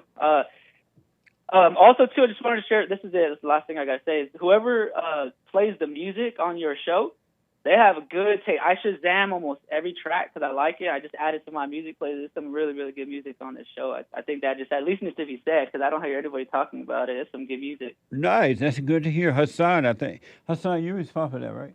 Hassan. Amazing. Thank you. All right. And so, listen, one last thing. Don't argue with your wife ever again. You just tell her she needs to overcome her anger, the hell that's in her. Don't argue with her because you're arguing with the devil, and the devil in you is arguing with the devil in her, and it gives her a false sense of life when she can argue with you. It makes her feel alive because the devil has been turned away from God. He has no life. He and his little demons have no life at all. And so they try to get life by hurting others, arguing with others, imposing their will on others and all that. Don't argue with your wife. Just tell her to overcome her hell. If not, let her stay in her hell. But don't cater to her emotions or anything because it's all hell. For sure. It's all For evil sure. spirits. Don't let her drag you into her hell. For sure. We'll do. All right. Let me know how it goes, man. I wish you well. And do the silent prayer. All right. Thank you. All right, buddy. But Bye. Amazing. Super chat. Super Chats. Over on D Live, Stan69 gave a diamond. Crime rates are low in Islamic countries. Sharia? Whoa. He did a cutting off the head emoji. I don't know, but I wouldn't want to find out. Thank you. Cafe Mocha bought a coffee. Hey, Jesse, I want to answer this week's biblical question. What is your personality? My personality is a taker. Even when it seems like I'm giving, I'm almost always getting something out of situations. What a mess. I know, huh?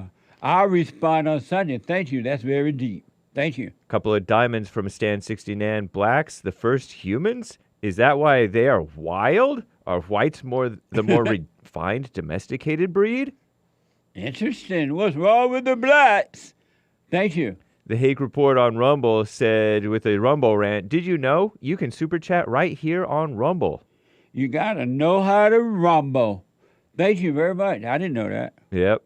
Amazing. Mike Young bought a coffee. Hey, Jesse, I know that you want President Trump to win, and so do I, but the Republican Party really stinks. He said sucks. When it comes to winning elections, and so what do you suggest? Because I still stand by my statement like last time. He must pick a woman this time in order to beat Joe Biden, because once again, Jesse, women are the majority voting power of this country. It's a shame, but Republicans need to start back winning elections again, or we will completely lose America. Interesting. Thank you, Mike. I understand. I'm not for a woman. Me either. Oh, he said he's for a woman? Yeah, and he's... My mind just, I was trying to read along with you. I could tell. My mind went away. He said Trump must pick a woman this time to beat Joe Biden. No. Because the women are the voting power, the majority voting power. He doesn't need to do that to beat Joe Biden, no. Okay. No, I don't know, Michael. But thank you. JLP Talk bought a coffee. Jesse, is it a bad idea to ask out women at work? And if women don't care about looks, why do incels exist? Like the guy you interviewed way back. I would not suggest, I wouldn't suggest you date a woman at work. You never sleep where you eat. I would not recommend it at all, but do what you want. Thank you.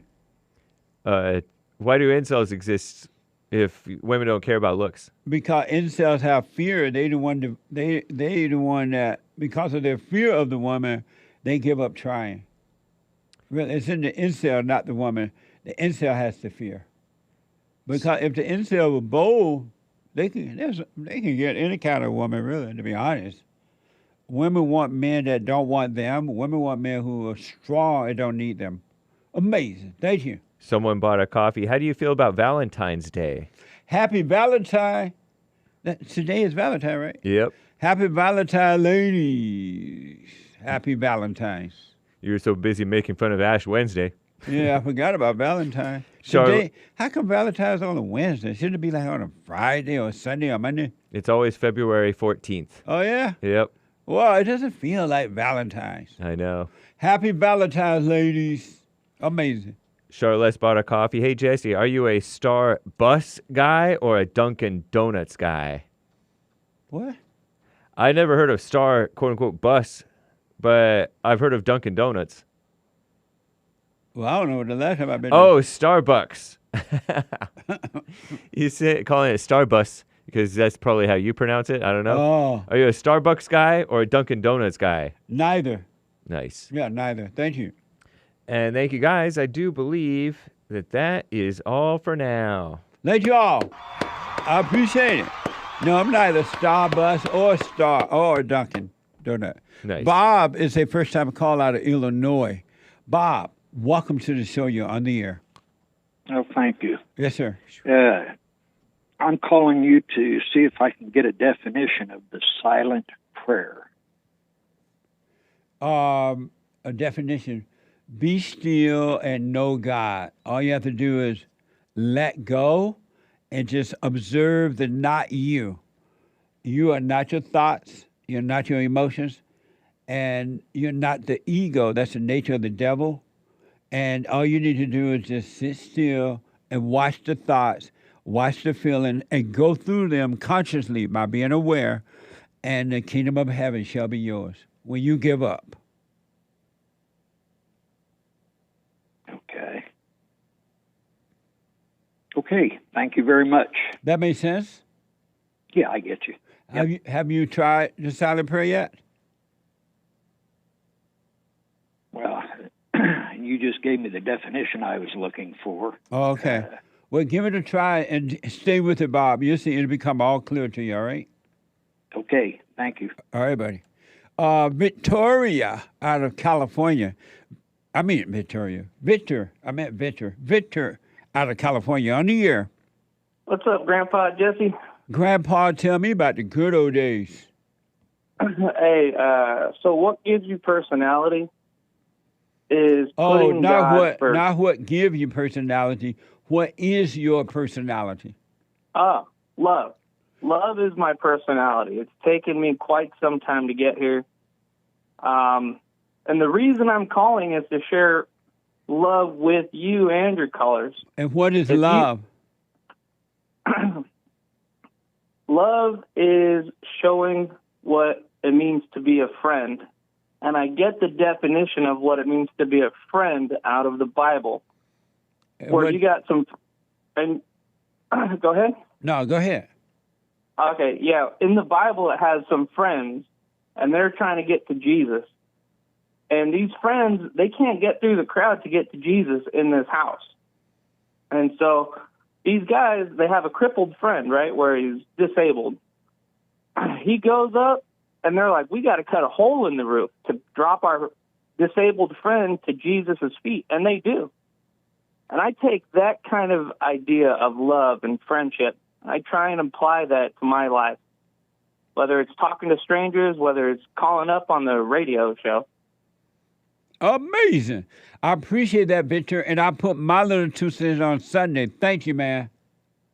No problem. Bye. Bye now. Appreciate it. Let me go quickly to Larry out of Indiana. Larry, you're on the air. We have about 1 or 2 minutes left. Can you hear me? Loud and clear, Larry.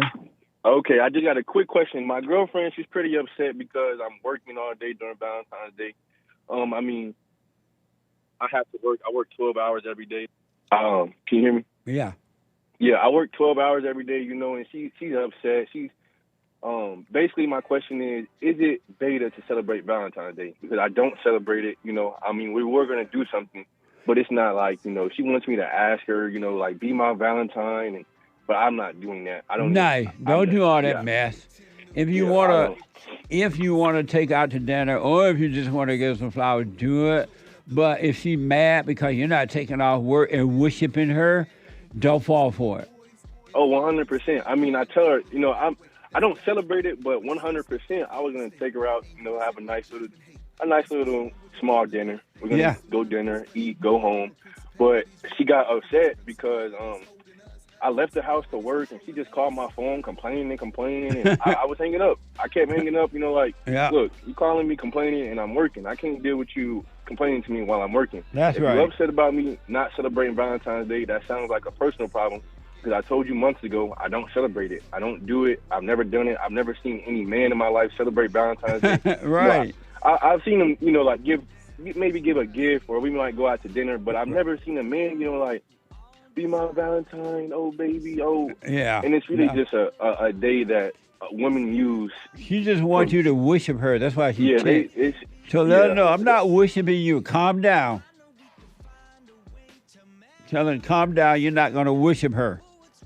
Yeah, so I had a dinner planned tonight, but she left the house and she went with her mama. She went with her mama and her sister, and now she's talking. I'm like, well, I need you to come to my house. I need you to be home around 9 so we can go out XYZ. And she's like, well, nah, I'm not going to be able to come around now. Okay, then you tell her no dinner then, no celebrating at all, dinner. Right?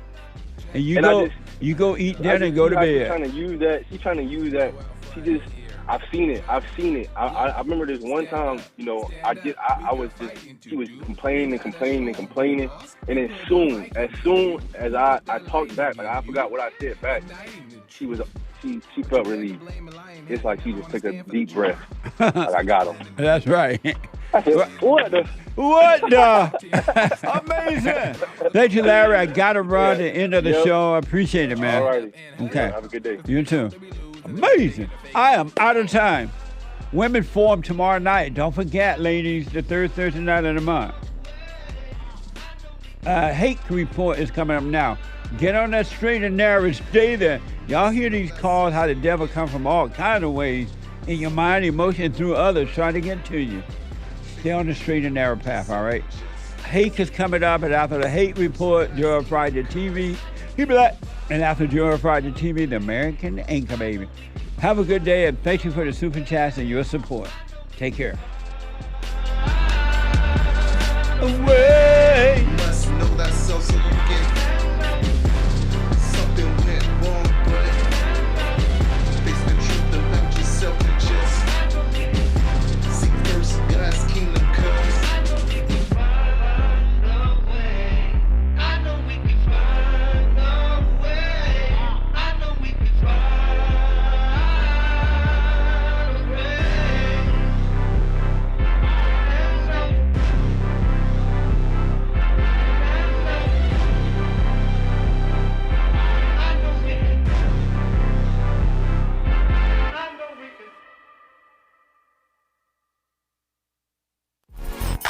So, here's what I recommend. I invite you to download my silent prayer, and I want you to start doing it.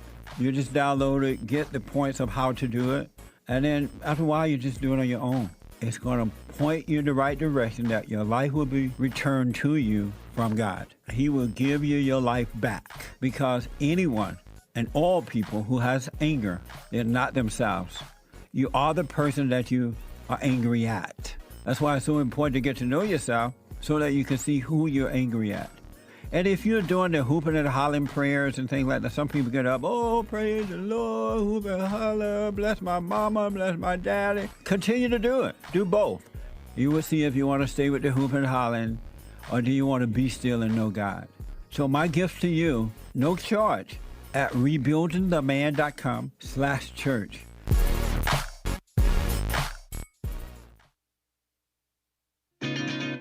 Other than sex, I wonder, why would a man even need a woman today? Women don't know how to cook. They don't know how to clean. They're in competition with men. They don't want to be wives and mothers. Some want to get married, but they don't want to live in that proper position of life.